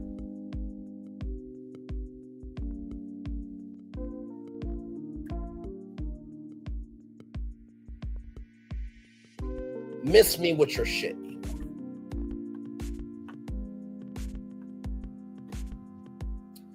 Now, with that being said, let's roll on because we do have more Brainley's Virtual Tour Live coming up right from the space right here and right now. As y'all know, the Wickedverse is expanding and there's a new prequel called Elphaba here. Sorry, y'all. Just trying to show y'all the book there. Called Elphaba, A Wicked Childhood by Gregory Maguire. So this comes to us from Screen Rant. Gregory, by the way, warning, this article contains minor spoilers for Elphaba by Gregory Maguire. Gregory Maguire's Wicked prequel book, Elphaba, A Wicked Childhood, is finally here and reveals that Elphaba is much younger than I originally thought. While Wicked chronicles the backstory of the Wicked Witch, the 2025 prequel takes readers even further into her past. It explores her life from the time she was a toddler until she applies to Shid's University, shedding light on her childhood and digging deeper into her family dynamics. For those wanting to better understand what makes Elphaba who she is, won't want to miss this exciting new release. However, anyone more familiar with the Wicked movie or musical may be surprised by Elphaba's age at the end of the book. Elphaba drives home how young the character is. While her time at Shid's University makes her seem older, to be fair, Elphaba's age is one of the changes the Wicked movie makes to Maguire's book. Is something that the musical alters too. This adds confusion this adds to the confusion surrounding how old Elphaba is. But even as McGuire's book insists that counting birthdays in Oz is not an exact science, it reminds us that the original character is just a teen. Elfie reveals that Elphaba is only 16 years old when she applies to Shiz University. That was a very mature 16-year-old. But I like the fact that this is exploring her childhood, and we get to see the adult version in Wicked on Broadway in the movie. And by the way, y'all go support Lindsay Kebeb. She is the first full-time Black Elphaba on Broadway. She was in Hamilton. She was a background singer for Beyonce's Coachella rehearsals. Please go see that beautiful sister on Broadway. She's doing a great job. Over the course of Elphie, Elphaba goes from being around 3 or 4 to being 16 years old. As her father tells her, he kept her alive these 16 years or so before she leaves for Shiz University. And her enrollment feels somewhat surprising given how young she is. Perhaps it's because Shiz University is portrayed as a fictional college, but Wicked Lee feels a year or two too young to be enrolling. Her age in McGuire's original series suggests that she's on the cusp of turning 17 when the prequel comes to a close, which is slightly more believable. However, it's not just the university setting that makes Elphaba seem older than she really is. McGuire's Wicked books also boast mature themes, and although the musical tones them down a bit, they feel even darker knowing that Elphaba is still a teenager. Time does pass over the course of McGuire's story, but Elphaba well into childhood by the time it concludes. Still, after seeing the musical and movie adaptations, it's hard to imagine Wicked's Lee being so much younger, even if that's the age she's meant to be when McGuire's series kicks off. How Elphaba is supposed to be a Wicked, she's only slightly older in the book, but the musical ages her up. That is such an iconic shot. While I was surprised to remember that Elphaba is just a teenager at the start of McGuire's books, her age at the end of Elphie does align with his other novels. Elphaba is around 17 years old when she begins her education at Shiz University in Wicked, the life and times of the Wicked Witch of the West. So her being 16 when she applies for the institution isn't exactly that off base. That's especially true when you consider that McGuire doesn't describe birthdays as precious milestones throughout Elphie, often describing Elphaba as somewhere between two ages. The Wicked musical ages the character up by several years, making her 20, and the film adaptation does the same. That reality means that she could be teetering the line between 16 and 17 in the new Wicked prequel. That's a believable enough explanation for the slight change in age at the end of Elphie.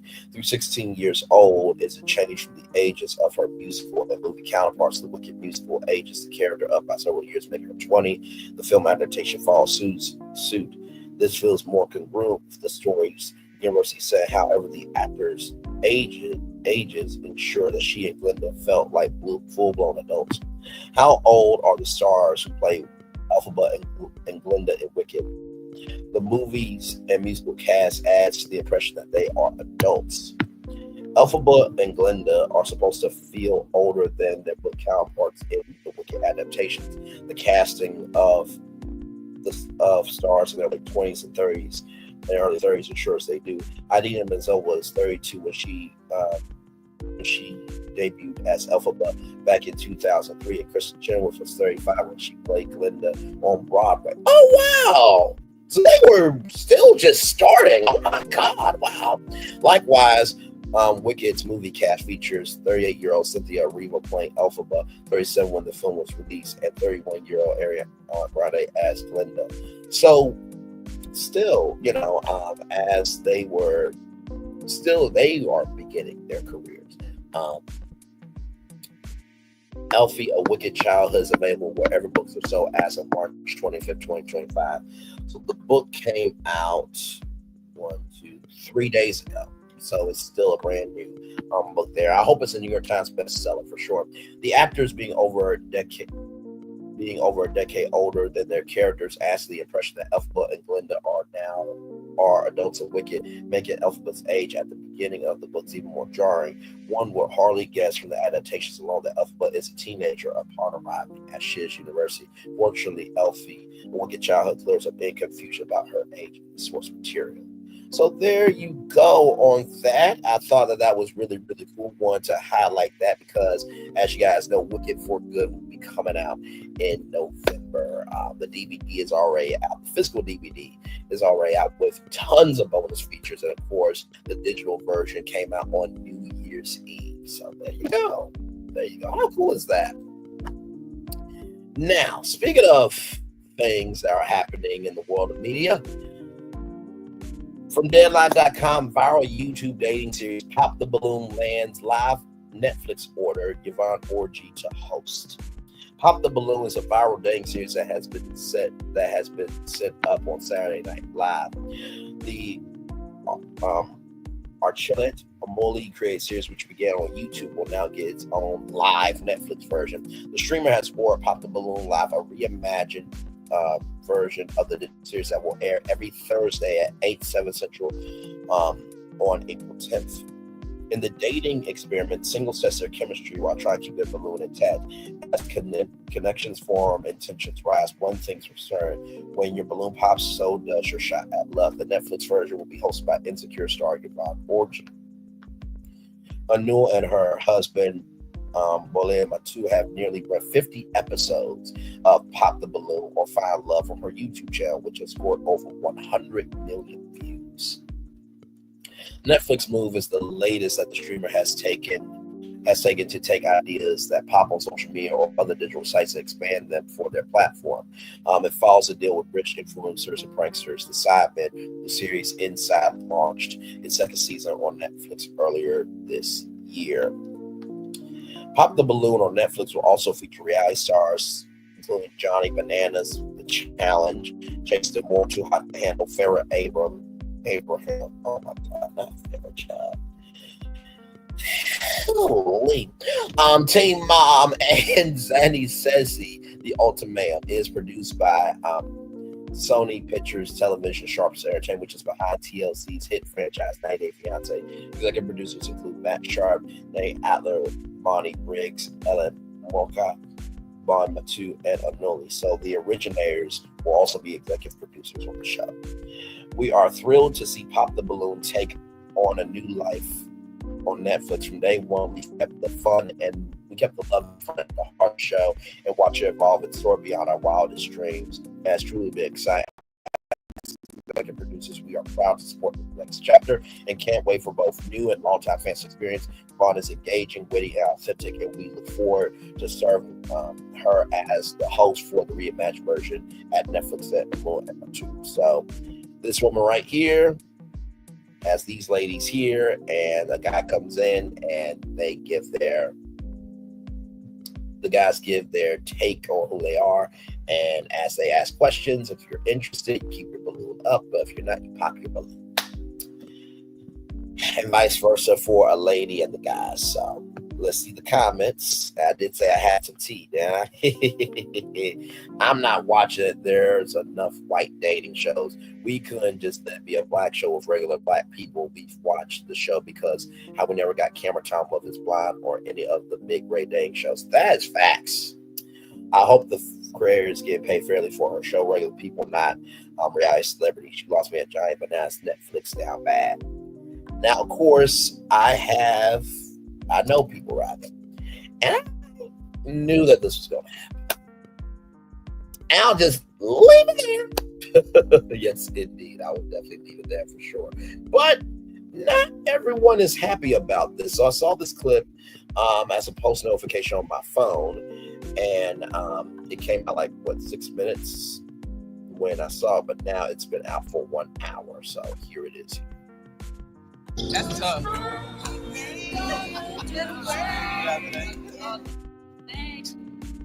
Reporting live from Hyper Clubhouse in Atlanta for Comedy Hype News, I'm Symphony Thompson. Over the last year, the world has been captivated by the viral dating series Pop the Balloon. The series, which began airing on YouTube in December of 2023, has amassed millions of views each episode, becoming a worldwide phenomenon, earning over 100 million views. The show features multiple single individuals trying their hand at love, answering questions, all while trying to keep their balloon unpopped. Once someone does pop their balloon, their shot at love has ended. Well, it looks like Netflix has ran up the numbers and ordered a reimagined version of the popular dating show that will stream every Thursday night at 8 p.m. Eastern, beginning April the 10th. The Netflix version will be hosted by actress Yvonne Orji, who is most known from Issa Rae's HBO series Insecure. Once the new series was announced, fans took to social media to express their hesitation over the new version, with most criticism coming from the fact that the online show's original host, up-and-coming Arlette Amuli, has been replaced with a veteran star. When the news was reposted on Blex Media's Instagram page, one social media user would comment, "I love Yvonne, but Arlette should be hosting." Another social media user would share a similar sentiment by writing, "Confused on why they didn't get the original host, but I guess they wanted a celebrity face to host it. I hope the creators get paid from this." One more user would agree and chime in, "Glad Arlette is attached, but she should have been the host." Another user defending Netflix's choice of a new host would write, "Y'all don't understand business, just emotions. That's why Netflix is Netflix and y'all are y'all." Ooh. Another social media user would go on to comment on the hosting choice, writing, "Great concept, but the casting feels off. Honestly, Niecy Nash would have been a better choice. Someone who's experienced marriage, divorce, and remarriage to a woman. It's hard to connect with the host who hasn't been in a long-term relationship or marriage, especially when discussing topics that require lived experiences. And she's a virgin. Half them contestants are going to speak sexual, etc." Although both Arlette and her husband are credited as executive producers of this new version, fans still seem to be upset that Arlette is no longer the face of the show and empathize with her not being able to capitalize on her hard work with the upgraded platform. Deadline has reported the Netflix version will feature reality stars including Johnny Bananas from The Challenge, Chase Damore from Too Hot to Handle, Farrah Abraham from Teen Mom, and Zaina Sasay from The Ultimatum. Both Arlette and her husband would release a joint statement commenting on the latest venture. "We're thrilled to see Pop the Balloon take on a new life of Netflix. From day one, we've kept love and fun at the heart of the show. Watching it evolve and soar beyond our wildest dreams has been truly exciting. As executive producers, we're proud to support this next chapter and can't wait for both new and longtime fans to experience it. Yvonne is engaging, witty, and authentic, and we are looking forward to her serving as the host for the reimagined version at Netflix." So, what do you guys think about the Pop the Balloon show heading to Netflix with Yvonne Orji as the new host? Should Netflix have kept the show's original host Arlette? Let us know in the comments below. And stay up to date with the latest news and comedy by subscribing right here to our YouTube channel. Hit the bell and select all so you can receive notifications to all of our content and not just some. Check out Hypers Club for all your cool and original merchandise and content. And for our YouTube viewers, if you like this story, send us a super thanks by hitting the button below, and you can tip us what you want to show your support. Reporting live from Hyper Club House in Atlanta for Comedy Hype News, I'm Symphony Thompson. Thank you so much, Symphony Thompson. So here's what I have to say. That one commenter said that y'all are in y'all feelings about this. That's why Netflix is Netflix and y'all are y'all. I agree with the comment, and I'm going to tell you why. It's one thing for social media to know a show. It's another thing for the mainstream culture to know a show, right? So you want the biggest eyeballs on the show. So you do bring in that celebrity energy for the show to be successful. In the same token, I also agree with the fans of, well, if the fans have watched this series and they believe in her, then she should have a shot to be shown to the world, right? And that brother who said Niecy Nash, I did not think about Niecy Nash, but I fully agree because Niecy Nash, she has hosted Clean House. She, is the host and executive producer. Don't drop the lyrics on Fox. She was supposed to have a late night talk show on TNT. She's supposed to be having a daytime talk show through CBS The Ventures. And, she also wrote the book It's Hard to Fight Naked. So Niecy Nash has been out here for a very long time. And, she's also known for mayhem and foolishness from Clean House. That's how I first met Niecy Nash. So like I said, should be interesting. The fact that it's going to be live. Alex could laugh. It's not a joke. But the fact that it will be live every Thursday is going to be interesting. And, I feel like for Pop the Balloon, for the Netflix version, maybe they're focusing on the dating element of like, hey, I may like you, you may like me, and let's see what can be, right? So that's why I'm thinking there. Yes, indeed. There's a lot of the comments of this one here. Once it goes to Netflix, it will be a diluted version of the show. Pop the Balloon will lose its authentic edge in viral moments. The many characters this show has spawned as well. Archulette is still hosting the YouTube version. Archulette is the executive producer, so she's getting paid. I just say she's not posting. She's so sweet. I love her interactions. Same old story. Black people build something up and then it gets sold to others to reach a more diverse audience. Shout out to the creators, though.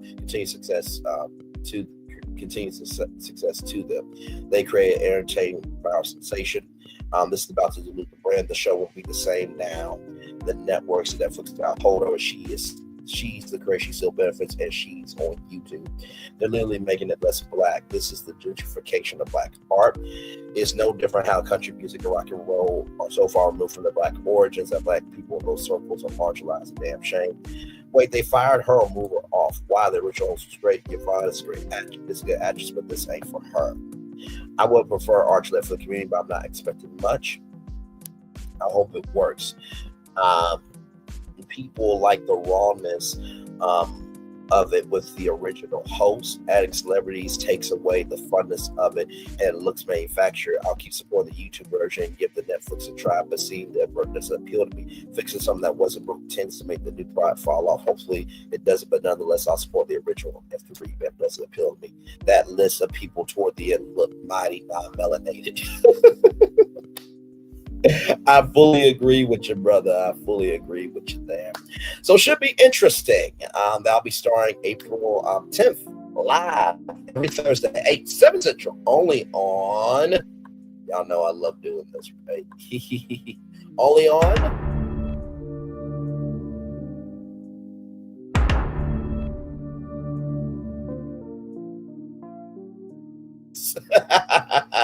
yes, indeed. All right, y'all.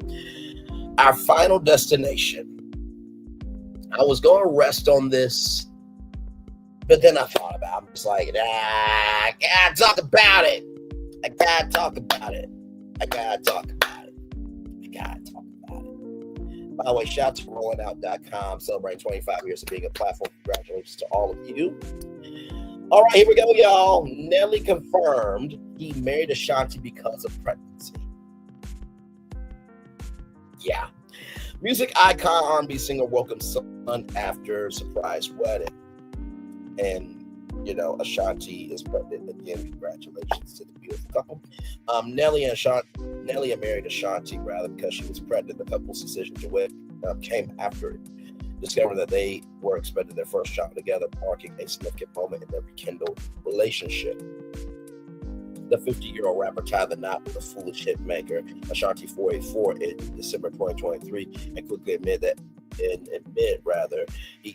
he quickly decided that they should say their vows because at the time she was expecting their son. Their private ceremony represented a new beginning for the musical couple who have previously dated for many years. I was like, yo, you know what? Let's just knock this wedding out because we're doing so much and everything moves so fast. Nelly says, speaking on the Bootleg Cat podcast interview, provide intimate details about the couple's decision during this transformative period. I didn't want her to be a baby mama, you know what I mean? Because we already knew where we were in life. if we are back like this must be what it's supposed to be. Nelly's comments reflect the perspective shared by many couples who choose marriage before welcoming children together. Ashanti and Nelly did not confirm that they had married until June of 2024. At just over a month later, they gave birth to their son, KK Kadeem Hayes. The couple maintained privacy about their wedding for more than 6 months, an impressive achievement in today's culture. I am feeling amazing, incredibly pleased, humbled. She told E! News, my life has completely changed for the better. I feel full, my cup is full. Ashanti's words captured the profound emotional impact of both marriage and motherhood. We're going to add some more. Definitely a girl to try to balance it out. So I'm in an outnumbered house right now, so a girl will be great. Ashanti initially dated Nelly, who was Chanel 30 and Cornell 25. Who has Chanel 30 and Cornell 25 with Chanel Shanita Valentine, and then adopted his sister's children after she passed away in the early 2000s, but split up for years before their reconciliation. Their history spans over 2 decades, making them one of music's enduring couples. We were together for 11 years off and on, Ashanti said. We stopped to hate each other for a good chunk of time, and then we spun the block. Their journey from love to animosity and back to love again has fascinated fans worldwide, with their reunion captured widespread attention. It just feels like time is everything, reflecting on time. Her reflection on time echoes what many relationship experts observe about successful reconciliations occurring when both partners have grown personally during their time apart. The pop star ad was initially shocked that her feelings for Nelly had returned because she thought they had gone away after the end of their relationship the first time around. The story demonstrates how emotions can sometimes resurface unexpectedly after years apart. It was, I can't believe I got these feelings back, she said, and what it was for me. That's what it was for me, rather. When we first started talking and dating again, it was like, wait a minute, these feelings were gone. How did they creep back? Her candid admission provides insight into the emotional complexity of rekindling relationships. Ashanti recently revealed that while her husband is keen to start to share pictures of their little on social media, she is not so sure. This difference highlights the commonplace debate about children's privacy in today's digital world. I just feel like he is so important to me that I don't know if I want to share that. He's a beautiful baby. He's definitely my twin. He's definitely my twin. She told Entertainment Tonight her protective stance reflects a thoughtful approach to parenting the public eye. Sometimes I want to post. I'm like, oh, this is so cute. Daddy definitely wants to post. Daddy wants to post, but I'm like, not yet, Daddy, not yet. This glimpse into their parenting discussion shows the challenges couples face in balancing public careers with their private lives. The couple's evolution from musical collaborators to romantic partners, the exchange exes, and now spouses and parents represents one of music's most compelling relationship narratives. Their shared experiences in the entertainment industry appear to help forge a stronger connection the second time around, giving their love story a meaningful chapter. So the reason why I rested with this was because I'm just like, okay, well, it's their business, but also too, like, dude, the fact that she felt feelings for you, you felt feelings for her, like, it had to be deeper than the pregnancy. And so I was like, no, ain't no way you just married her because that y'all got pregnant. You married her because you loved her. And there have been marriages that they've had a baby and they got married and been married for years, but I genuinely thought, and most of the culture generally thought, that you guys got married because y'all genuinely loved each other. And dude, you already performed at the inauguration, then Ashanti got that unnecessary hate. And now this, it dims the lights at least a little bit of, the love that you have for her. You know what I mean? And dude, I'm sorry, but you are blessed, highly favored, and just, you see this? Just gorgeous. Blessed from the heavens. And then this is Ashanti. Hang on one second. One second.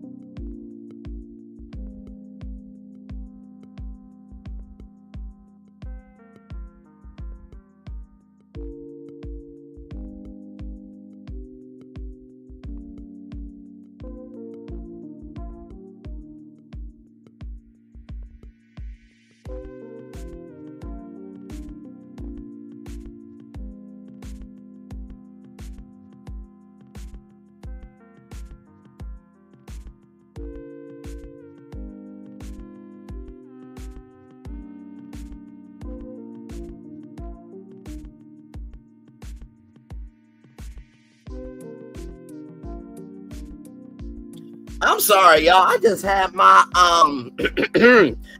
Miss Ashanti moment. Oh Jesus. Anyway, I'm mentally verklempt and flabbergasted, and I don't have any words. So this is Ashanti, by the way. She was going to the Today Show to talk about her new film and just what's going on in her life.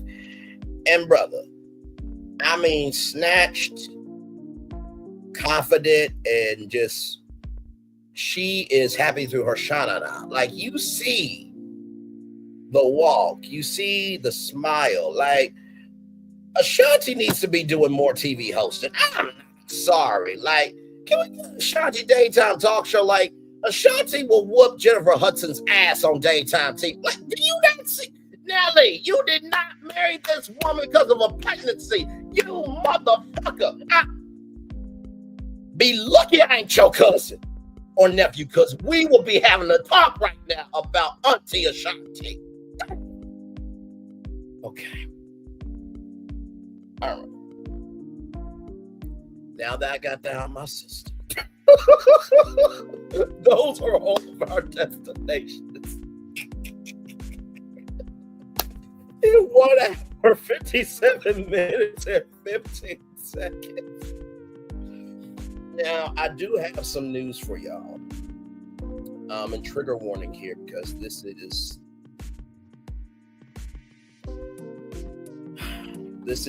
dangerous.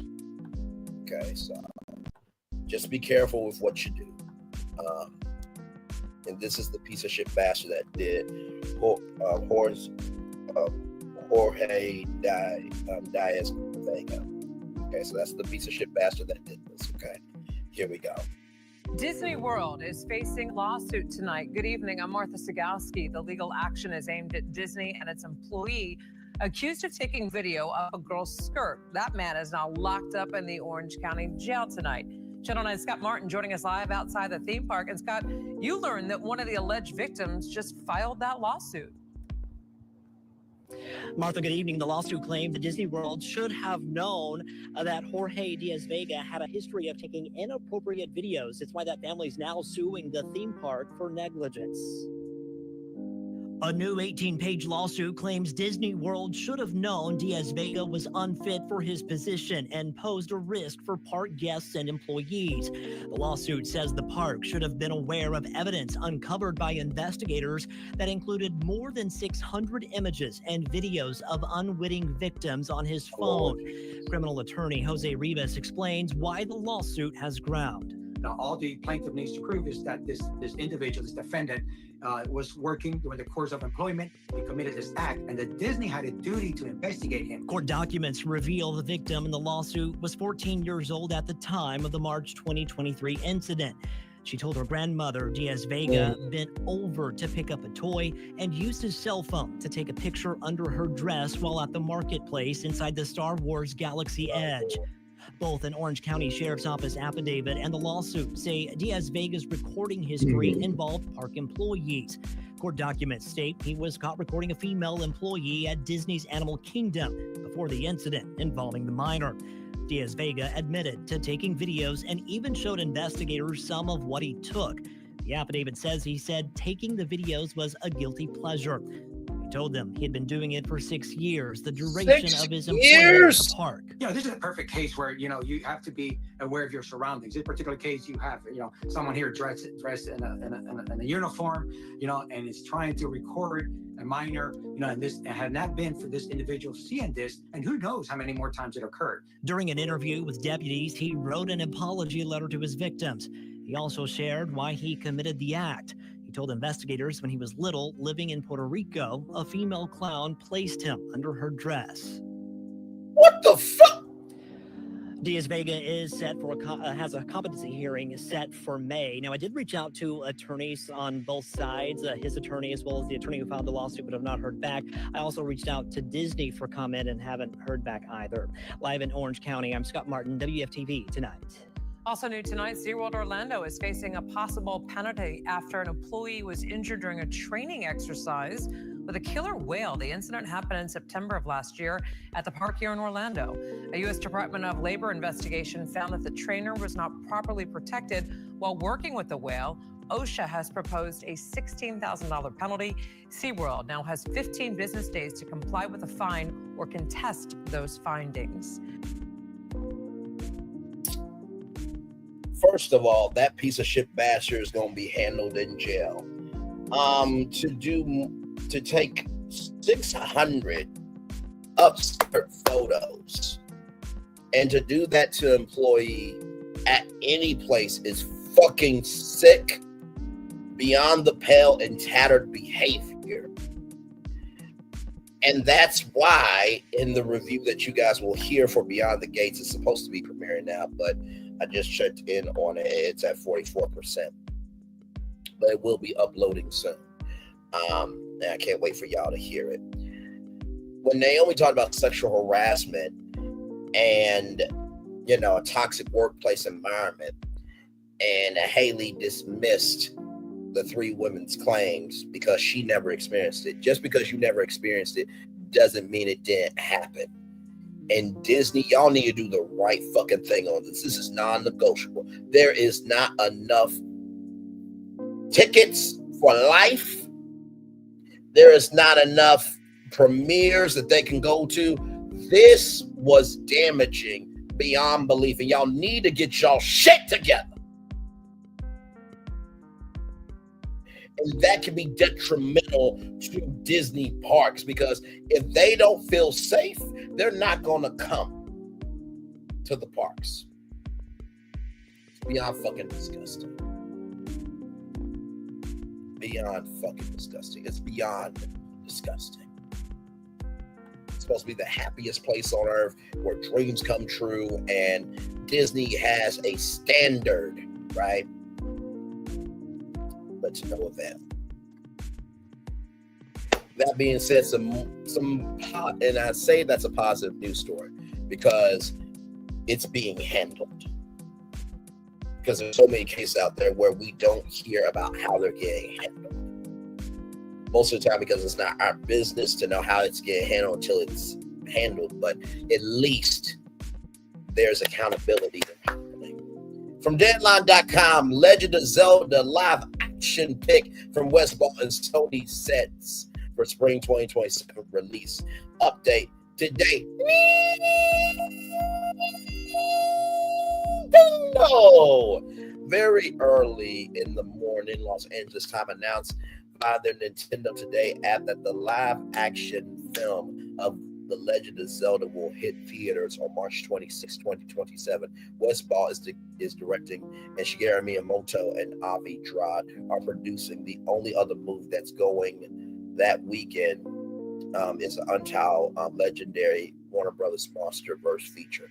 Legend of Zelda is going to beat Warner Brothers, okay? This is Legend of Zelda. And it's interesting, too, because this is coming from Sony. It's not coming from Illumination. So they're bringing the story of Zelda to life. Wow. So here it is. This was previously announced November 7th of 2023. So Sony is making sure to have its future theatrical releases covered as the actor strike appears to be winding down. The studio's co-financing with Nintendo a live action feature of popular video game franchise, The Legend of Zelda. The Maze Runner franchise and Kingdom of the Planet of the Apes filmmaker Wes Ball is director. Derek Connolly, Jurassic World is pending the adaptation. He is repped by Verve. Ball is producing the movie with his producing partner Joe Harwood Jr. under their Oddball Entertainment banner. The video game created by the Japanese designer Shigeru Miyamoto and Takashi Tezuka launched in 1986. It follows the elf-like warrior Link and elegant Princess Zelda as they fight to save the magical land of Hyrule from Ghana, an evil warlord turned demon king. Nintendo saw huge success this spring, or that past spring, with Illumination and Universal on the Super Mario Brothers movie animated feature take of the video game franchise. It ranks as the second highest grossing pick of the year with $1.36 billion. By the way, I just want to point out that Grace from Beyond the trailer said that it wasn't going to be successful, the Super Mario Brothers movie, and somebody said that, Grace, you were behind the 8 ball and you are a little bit seasoned. And Grace took offense to that. Grace, you lost that one. Okay. More than 50% of Zelda will be funded by Nintendo, with Sony releasing the movie theatrically worldwide. Legend of Zelda will be produced by Shigeru Miyamoto, representative director and fellow Nintendo Omnicrad chairman of RE Production. A release date has not been set. A release date has not yet been set, rather. Movies based on video games, once unfurled intellectual property for Hollywood at the box office, has blossomed in recent years. Paramount's Sonic the Hedgehog Sega franchise has minted more than $725 million worldwide, with a third film dated in December 2024. As of September, Legends of the franchise has sold over 150 million units. We hear a live action take of Legend of Zelda has been in the works for several years, with RE being the linchpin to its delivery.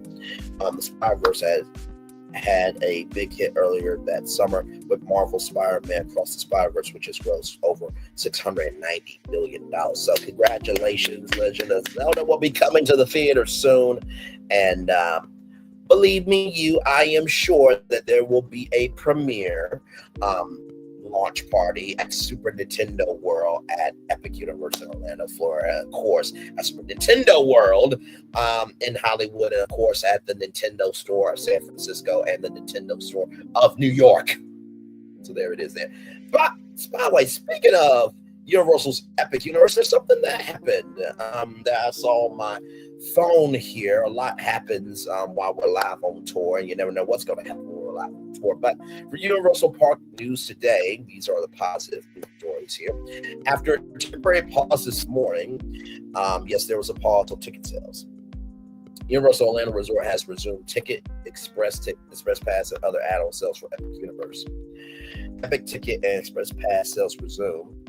The message to wait to purchase tickets and add-on is currently estimated at over an hour, but the message about pause sales is not. The page still says, due to the volume, news of its offering, we're currently experiencing a high volume request. Hold tight. This page will update when we are able to start your order. Please note that capacity is limited and not guaranteed. Ticket add-ons like Universal Express and VIP tours were released this morning. Wait, what? There's going to be VIP tours of what?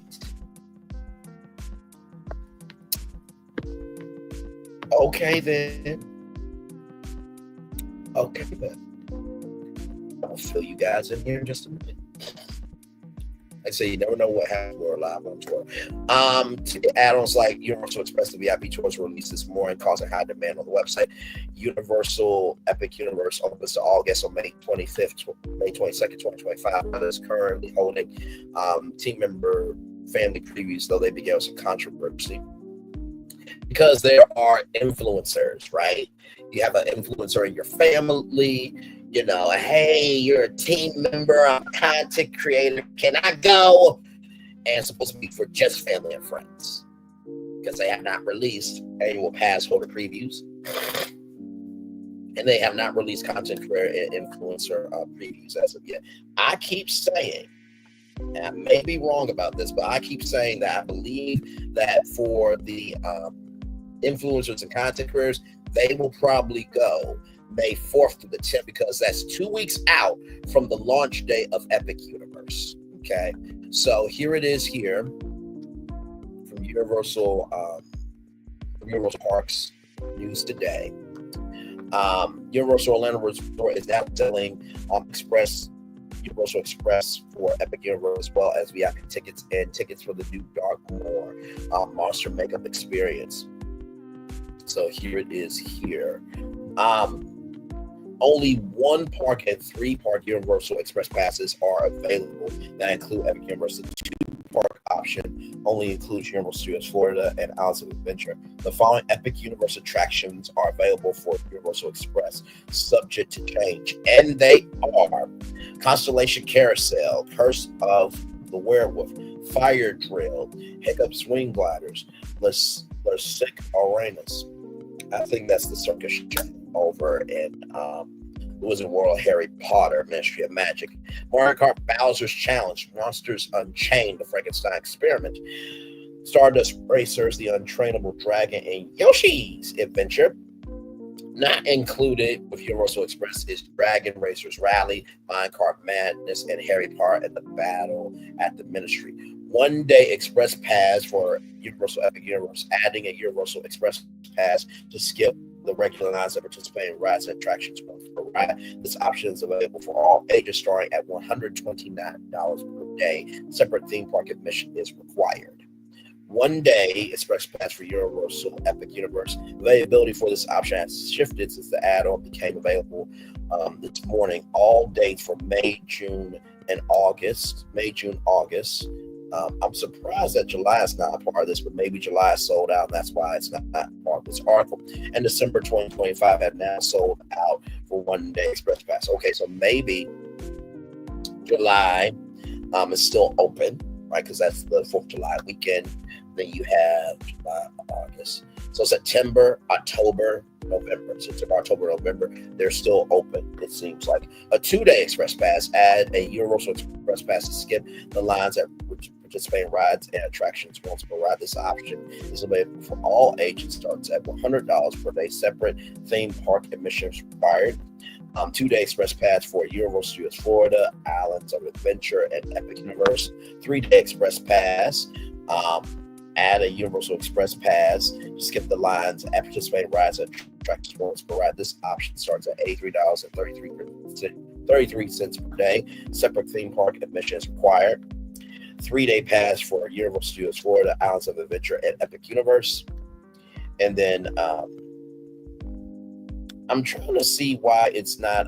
There should be an express pass for Volcano Bay as well, but check into that for sure. 4-day express pass, add a Universal Express pass, skip regular lines and participate in rides and attractions once per ride.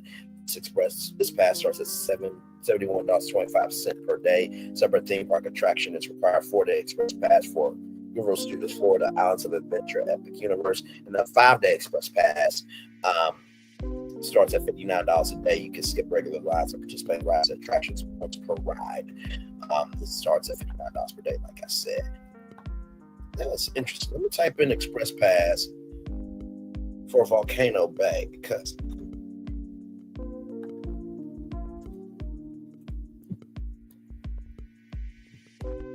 I'll say there should be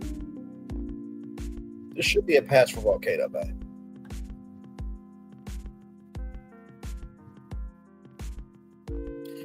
Yeah, there should. Yeah, it says right here, y'all. An express pass allows you to skip the virtual line at select attractions. So I don't know why. That's interesting. I don't know why that's not a part of that. By the way, the more days you play, the less it costs per day. So then they have VIP tours for Epic Universe. So they start at $389 per person. Includes a 4-hour guided walking tour for dedicated VIP guide and the ability to skip waiting in line, regular lines for attractions. As at the time of writing, VIP tours were not available on opening day, of course. That's for May 21st. And by the way, if you enter that Today Show sweepstakes, you have the opportunity to be there for the grand opening for the media on May 21st. Before it opens up to everybody else. But they are available for May 25th, May 23rd, 2025. June and September are entirely unavailable, and May 24th has been sold out. But the calendar has full availability outside those dates. And then here's the Dogmore Monster Mega Experience, darlings. Yes. As you can see there, she is looking good with that makeup on it. You know, I would not mind being bit into by a thickalicious vampire. Did I say that? Yeah, I did. Moving on. Tickets have also gone up for the Darkmoor Monster Makeup Experience. And before y'all get on to me, y'all would not mind being bit into by a man with a Dracula with a six-pack. So get off my back, okay? The Darkmoor Monster Makeup Experience transformation where skill artists turn, ages 5 and up into monsters. The experience is located in Pretoria Scientific Oddities. 2 options are available: the experiment ticket and the transformation ticket. Darkmoor Monster Makeup Experience. The experiment ticket at Darkmoor Monster Makeup Experience. Skilled artists use their talents to bring customers age 5 and up into the experiment by transforming them into Dracula, Frankenstein's monster, the Bride of Frankenstein, and more. This option starts at $45 per day. Each slot can accommodate up to 2 appointments, and the experience will take approximately 20 minutes. The experience ticket is for full face makeup only. Separate theme park admissions require any guest under the age 18 must be accompanied by guests age 18 and older who may be accessed by children. Now, the transformation ticket. It's alive! It's alive! It's alive! It's alive! At the Darkmoor Monster Makeup Experience, skilled artists bring customers age 5 and up into the experience by transforming them into werewolves, vampires, and more. Matching accessories complete the monstrous transformation. This ticket starts at $169 per day. Each slot can accommodate up to 2 appointments and is intended for children ages 5 and 9. I'm going to tell you right now, there will be adults who will pay $160. No, I paid my money. Listen, I want these to be claws on my teeth, unless you already got the I got vampire teeth right here. But seriously, there will be adults to pay for that. But sadly, it's only for 5 to 9 years old, so you have to live through the joy of your children if you have children. Otherwise, take your nieces and nephews and just say that you're babysitting. This ticket includes face makeup and matching accessories. Separate theme park admission is required. And then they have the My Universal Photos package for Epic Universe. The My Universal Photos package is also available for purchase ahead of the opening of Epic Universe, starting at $89.99. The one-day package includes 1 day of photos at Epic Universe, unlimited digital downloads of photos, and My Universal Photos themed lanyard and card discounts on the My Universal Photos box online, and more. A 3-day package is also available for $129.99 per card. That's Darkmoor, and that is Frankenstein's Castle. It's very ominous. And if Cinderella Castle is Disney's, this is Universal's. So yes, indeed, there. How cool is that? So let me see something here. No. We're trying to. Nope. We don't want the UK version. We want.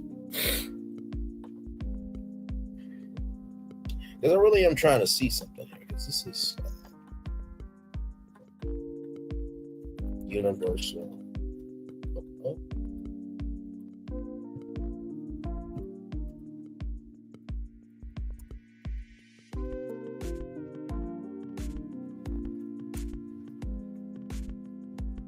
Because I want to see something, because something is not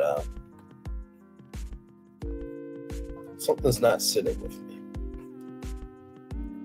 Because I don't know why at Universal Orlando Resort you have Islands of Adventure and Epic Universe, where Volcano Bay is their 3rd theme park and the 3rd gate. We talked about this, okay? Everybody, for some content creators, I do not know why, but Dale Mason and Universal create a whole theme park. And it even says it right here. 4 theme parks. 4 parks, rather. Let me put some respect to it. 4 parks, a whole new Universal experience. So this right here is a theme park. It's not a water park. It's a theme park, okay? Okay. Excuse me now. Let me...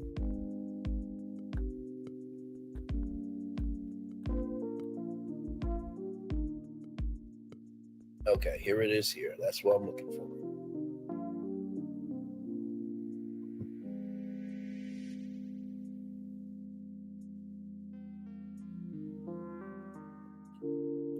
So I'm just a little confused.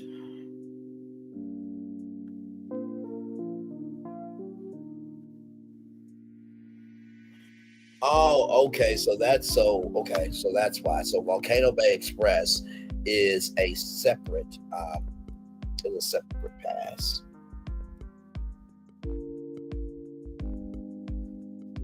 That is odd though on why they wouldn't do that though.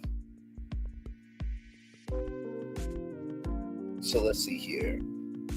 So this is all to one park here. So you get express pass to Florida, Islands of Adventure. But here's the there's a difference though. You can do this once per ride if you get this pass here, this pass right here. But you can do a limited times at participating rides as many times as you want, right? So that starts at $139, $144, so $139 for Universal Studios Florida. Unlimited for $139, unlimited for $144, and then $109 for once per ride. And then you have Universal Express Plus.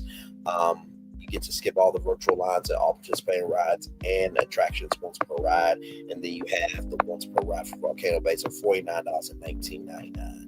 And then you have a 1-day express pass for once per ride for $129. Okay, so the Volcano Bay tickets are separate. Okay, I was wondering that. So let's see if I want to do 3 parks.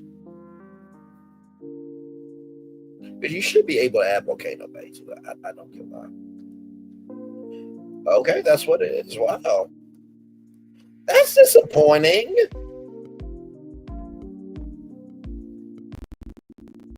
Y'all need to update that to Volcano Bay, by the way. I'm just keeping it a buck with y'all. Because that's an added expense that, okay, if I want a 5-day express pass to skip the rides and attractions once per ride, and then I gotta buy a separate pass for, Volcano Bay, then that's just an added cost. But if you want it, you'll get it. So there, y'all. I'm gonna turn on my camera now because we've done the whole show for over 2 hours. Yes, we have. Woo! What a show for you all this morning, this afternoon, chat.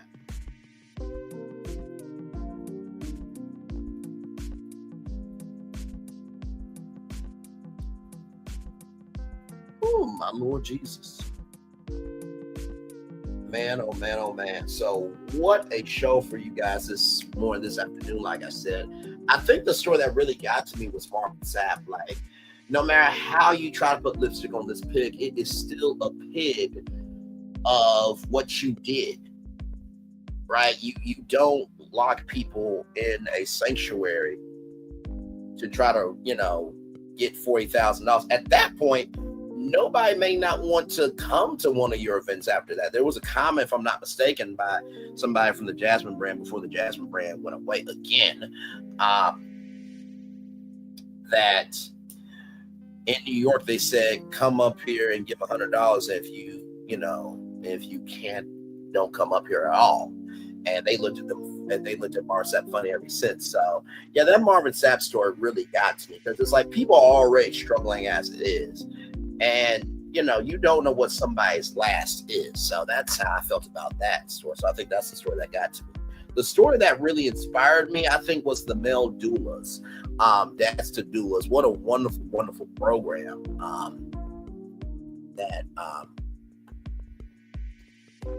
what a wonderful program that Brad Edwards created.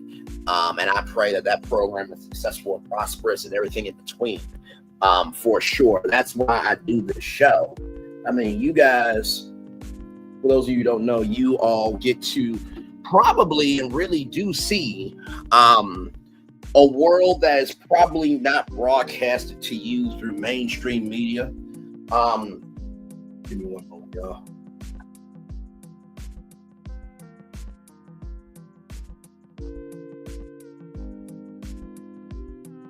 You guys get a world that's probably not broadcasted to you through mainstream media, and you don't really see it through the world of social media a lot of times. So to be able to bring you that Dads to Doulas story was really encouraging. It goes to show that there are men out here that do care about Black life and Black women. So that really was a very touching destination this morning.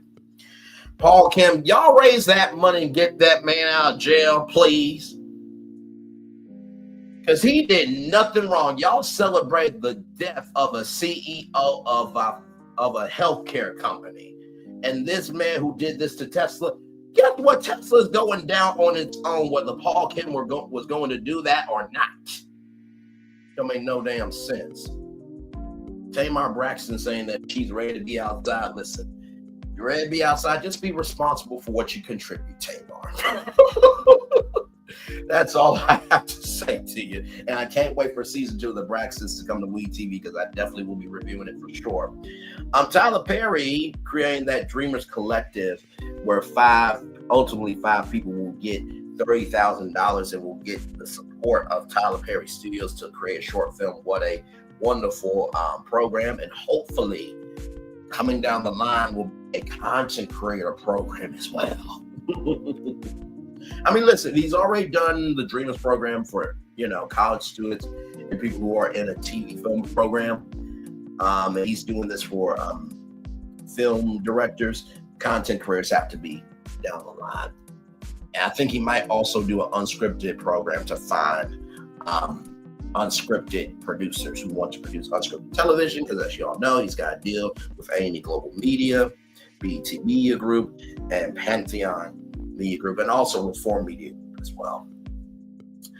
Elphaba, the fact that there is a new prequel book about Elphaba's life is so cool. Hopefully I can go to my local library and check out the book and read it. It's been a while since I've read an actual book. Not to say that I don't read, because I definitely do. I love journalism, and sometimes articles or books too. They really are. I mean, my Lord Jesus, there are some in-depth articles that you'll be reading for. I think there was like that one Vanity Fair article about Andy Cohen and Brown that went on for 15 pages.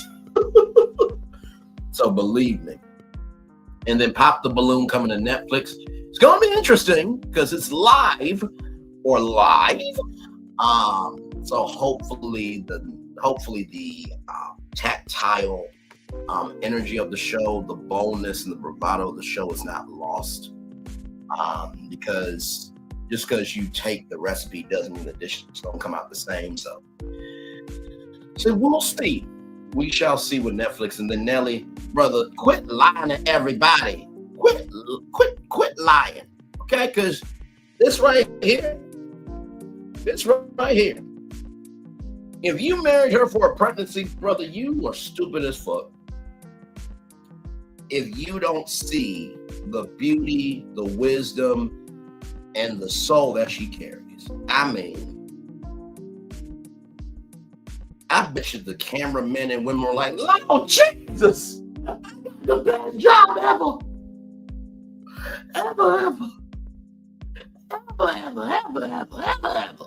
Jesus." Anyway. And this guy, Fritz Jules, said Nelly marrying let's see here. What was the comment here? Nelly made the best decision of his life by marrying Ashanti. The fact that 2,000 likes for you marrying Ashanti was the best decision of your life says a lot about your career, bro. Just keep it a buck. And then, of course, that Disney lawsuit. Disney better do the right thing or they will be gathered. Or how can I put it? They better gather themselves before they get gathered. That was fucking disgusting. Over 600 pictures of upskirt photos. And the fact that he said because he was under a female clown skirt, well, that doesn't give you the right to do it to other people. What the fuck is wrong with you? And then, of course, express tickets and the Dogmore transformation and makeup experience and the VIP tours that are available is so cool. By the way, there is an opportunity, if I'm not mistaken, let me bring this up. I don't know how long it's going to be. Of course, I told y'all about I told y'all about the, Universal Orlando opportunity that you could be in the park, right? I told y'all that.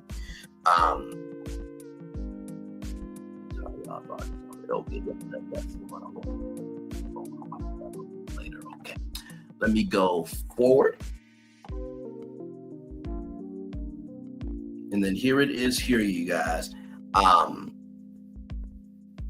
Well, the deadline was March 25th, but they were looking for adults 21 and older who love food and want to participate on camera video content for their YouTube channel. So that was a huge opportunity. So hopefully they will do more. And shout out to Universal Orlando for offering opportunities.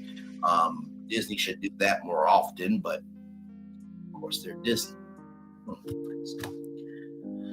But yeah, y'all, that is our show. Thank you all so much. Like I said, your Beyond the Gates review should be God, you know what? I'm gonna just make it for 2 o'clock. You know what? We'll do it for 2:45. This is ridiculous. Anyway, like I said, it's uploading at 55% right now. So get ready for that. Of course, you'll have your Married to Medicine review tonight at 6 o'clock. And then, of course, Temptation Island will be tonight at 8:30. And then tomorrow, Melody Cherie will be live from 3 p.m. to 11 p.m. I will be there monitoring, making it do what it do, because I do honor my commitment. So I will see you there. Then Sunday, we will end Temptation Island with episode 10. A lot going on here. One love, much love, all love. I feel the love, and I send it right back to you. Y'all have a wonderful day. Hopefully you enjoyed today's show. Much love, everybody. Bye.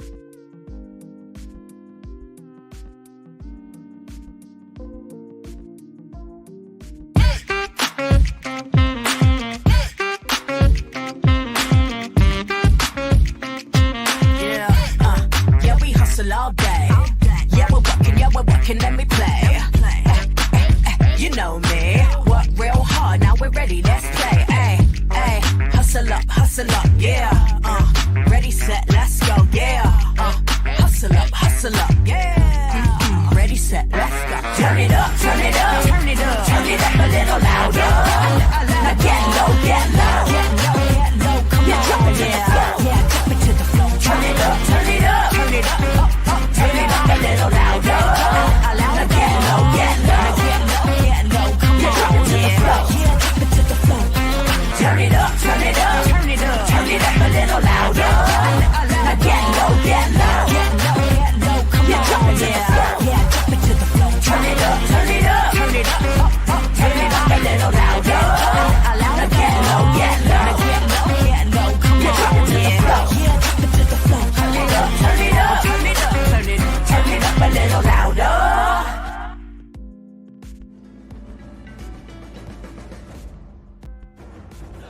When we start a project, we always start with story. That story is key. So we began with the story of the Waturi people. The myth of the Waturi people is that long ago, they set out on their outrigger canoes looking for a new home. There was a legend that said they could only find this new home with the help of this mini golden-finned fish called kanuku. And they searched across Pacifica and Polynesia, and they visited all these islands. They went to Bali and Tahiti and went as far as Rapa Nui, Easter Island. Along the way, they made friends, collected sort of the culture, and they sailed on and on and on, and they almost to the edge of the world. There, to their amazement, was Kanuku. And she turned to the people and said, "You are ready." Turned and swam away. They followed, and within a day, they caught sight of this smoking mountain on the horizon, which was Volcano Bay. And it was pristine, beautiful, lush, everything that they would want in a home. And that's the backstory that informs everything we do in our design. The idea here is to create the best experience. We know what our guests want. They want the thrill and excitement of our theme parks, but they also want a place where they can relax and chill out and feel pampered. Nobody wants to stand in line. And so we said, let's get rid of them. Nobody wants to carry rafts up a ride tower all the way to the top. So we said, let's do that for you. Exhilaration, excitement, and relaxation. That's what you're gonna get at Volcano Bay.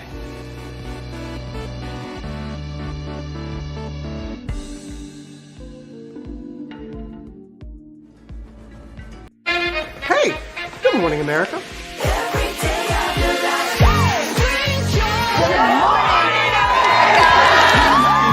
Good morning, America. Good morning, America. Good morning, America.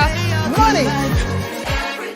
Are you ready? They are ready. Covering the biggest events in the country right now. There's a lot going on here this morning. It's always a good time. That's what the show's about. That's good. Really good. Very good. Coming in hot, Jimmy, coming in hot. It's far from elementary. Good morning, America. I'm not going to try to strut like Michael or anything. I have known George a long, long time. Have you ever gotten him to dance? Look at that face. You don't just see it, you feel it. I'm in. I'm in. I'm in too. I'll be there. I am here and so happy. I'm in. I'm in too. I'm in. That tells you something when Snoop Dogg's in. Michael, George, Lara, Ginger. I thought I should tell you they've been talking about you. Yeah, they've been talking about you. They've been talking about the fact that they've done everything they could to stop you and everything they could to block you, but you still win. They've been talking about the fact that they have undermined your success and they have tried to sabotage your seasons, but you keep winning. They've been talking about the fact that even though they don't like each other, they get together to try to kill you, but you keep winning. They've been talking about the fact that you were voted least likely to succeed, but like cream, you keep rising to the top. They've been talking about how they tried to burn your world down, but like the phoenix, you rose from the ashes. They've been talking about you. And you know what they say? Oh, she's just lucky. He's just lucky. But no, you ain't lucky. You're anointed. You got something on you. You got favor on you. You got power on you. You were born to win. Now they can call it luck, but it's grace. They can call it luck, but it's favor. But whatever they call it, it doesn't matter, because you know what God calls you? Do you know what God calls you? A winner. I thought I should tell you they've been talking about you. Yeah, they've been talking about you. They've been talking about the fact that they've done everything they could to stop you and everything they could to block you, but you still win. They've been talking about the fact that they have undermined your success and they have tried to sabotage your seasons, but you keep winning. They've been talking about the fact that even though they don't like each other, they get together to try to kill you, but you keep winning. They've been talking about the fact that you were voted least likely to succeed, but like cream, you keep rising to the top. They've been talking about how they tried to burn your world down, but like the phoenix, you rose from the ashes. They've been talking about you. And you know what they say? Oh, she's just lucky. He's just lucky. But no, you ain't lucky. You're anointed. You got something on you. You got favor on you. You got power on you. You were born to win. Now they can call it luck, but it's grace. They can call it luck, but it's favor. But whatever they call it, it doesn't matter, because you know what God calls you? Do you know what God calls you? A winner.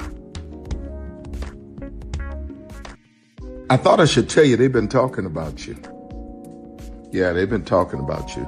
They've been talking about the fact that they've done everything they could to stop you and everything they could to block you, but you still win.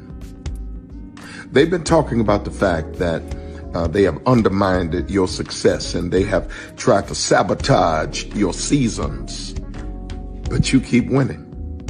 They've been talking about the fact that even though they don't like each other, they get together to try to kill you, but you keep winning.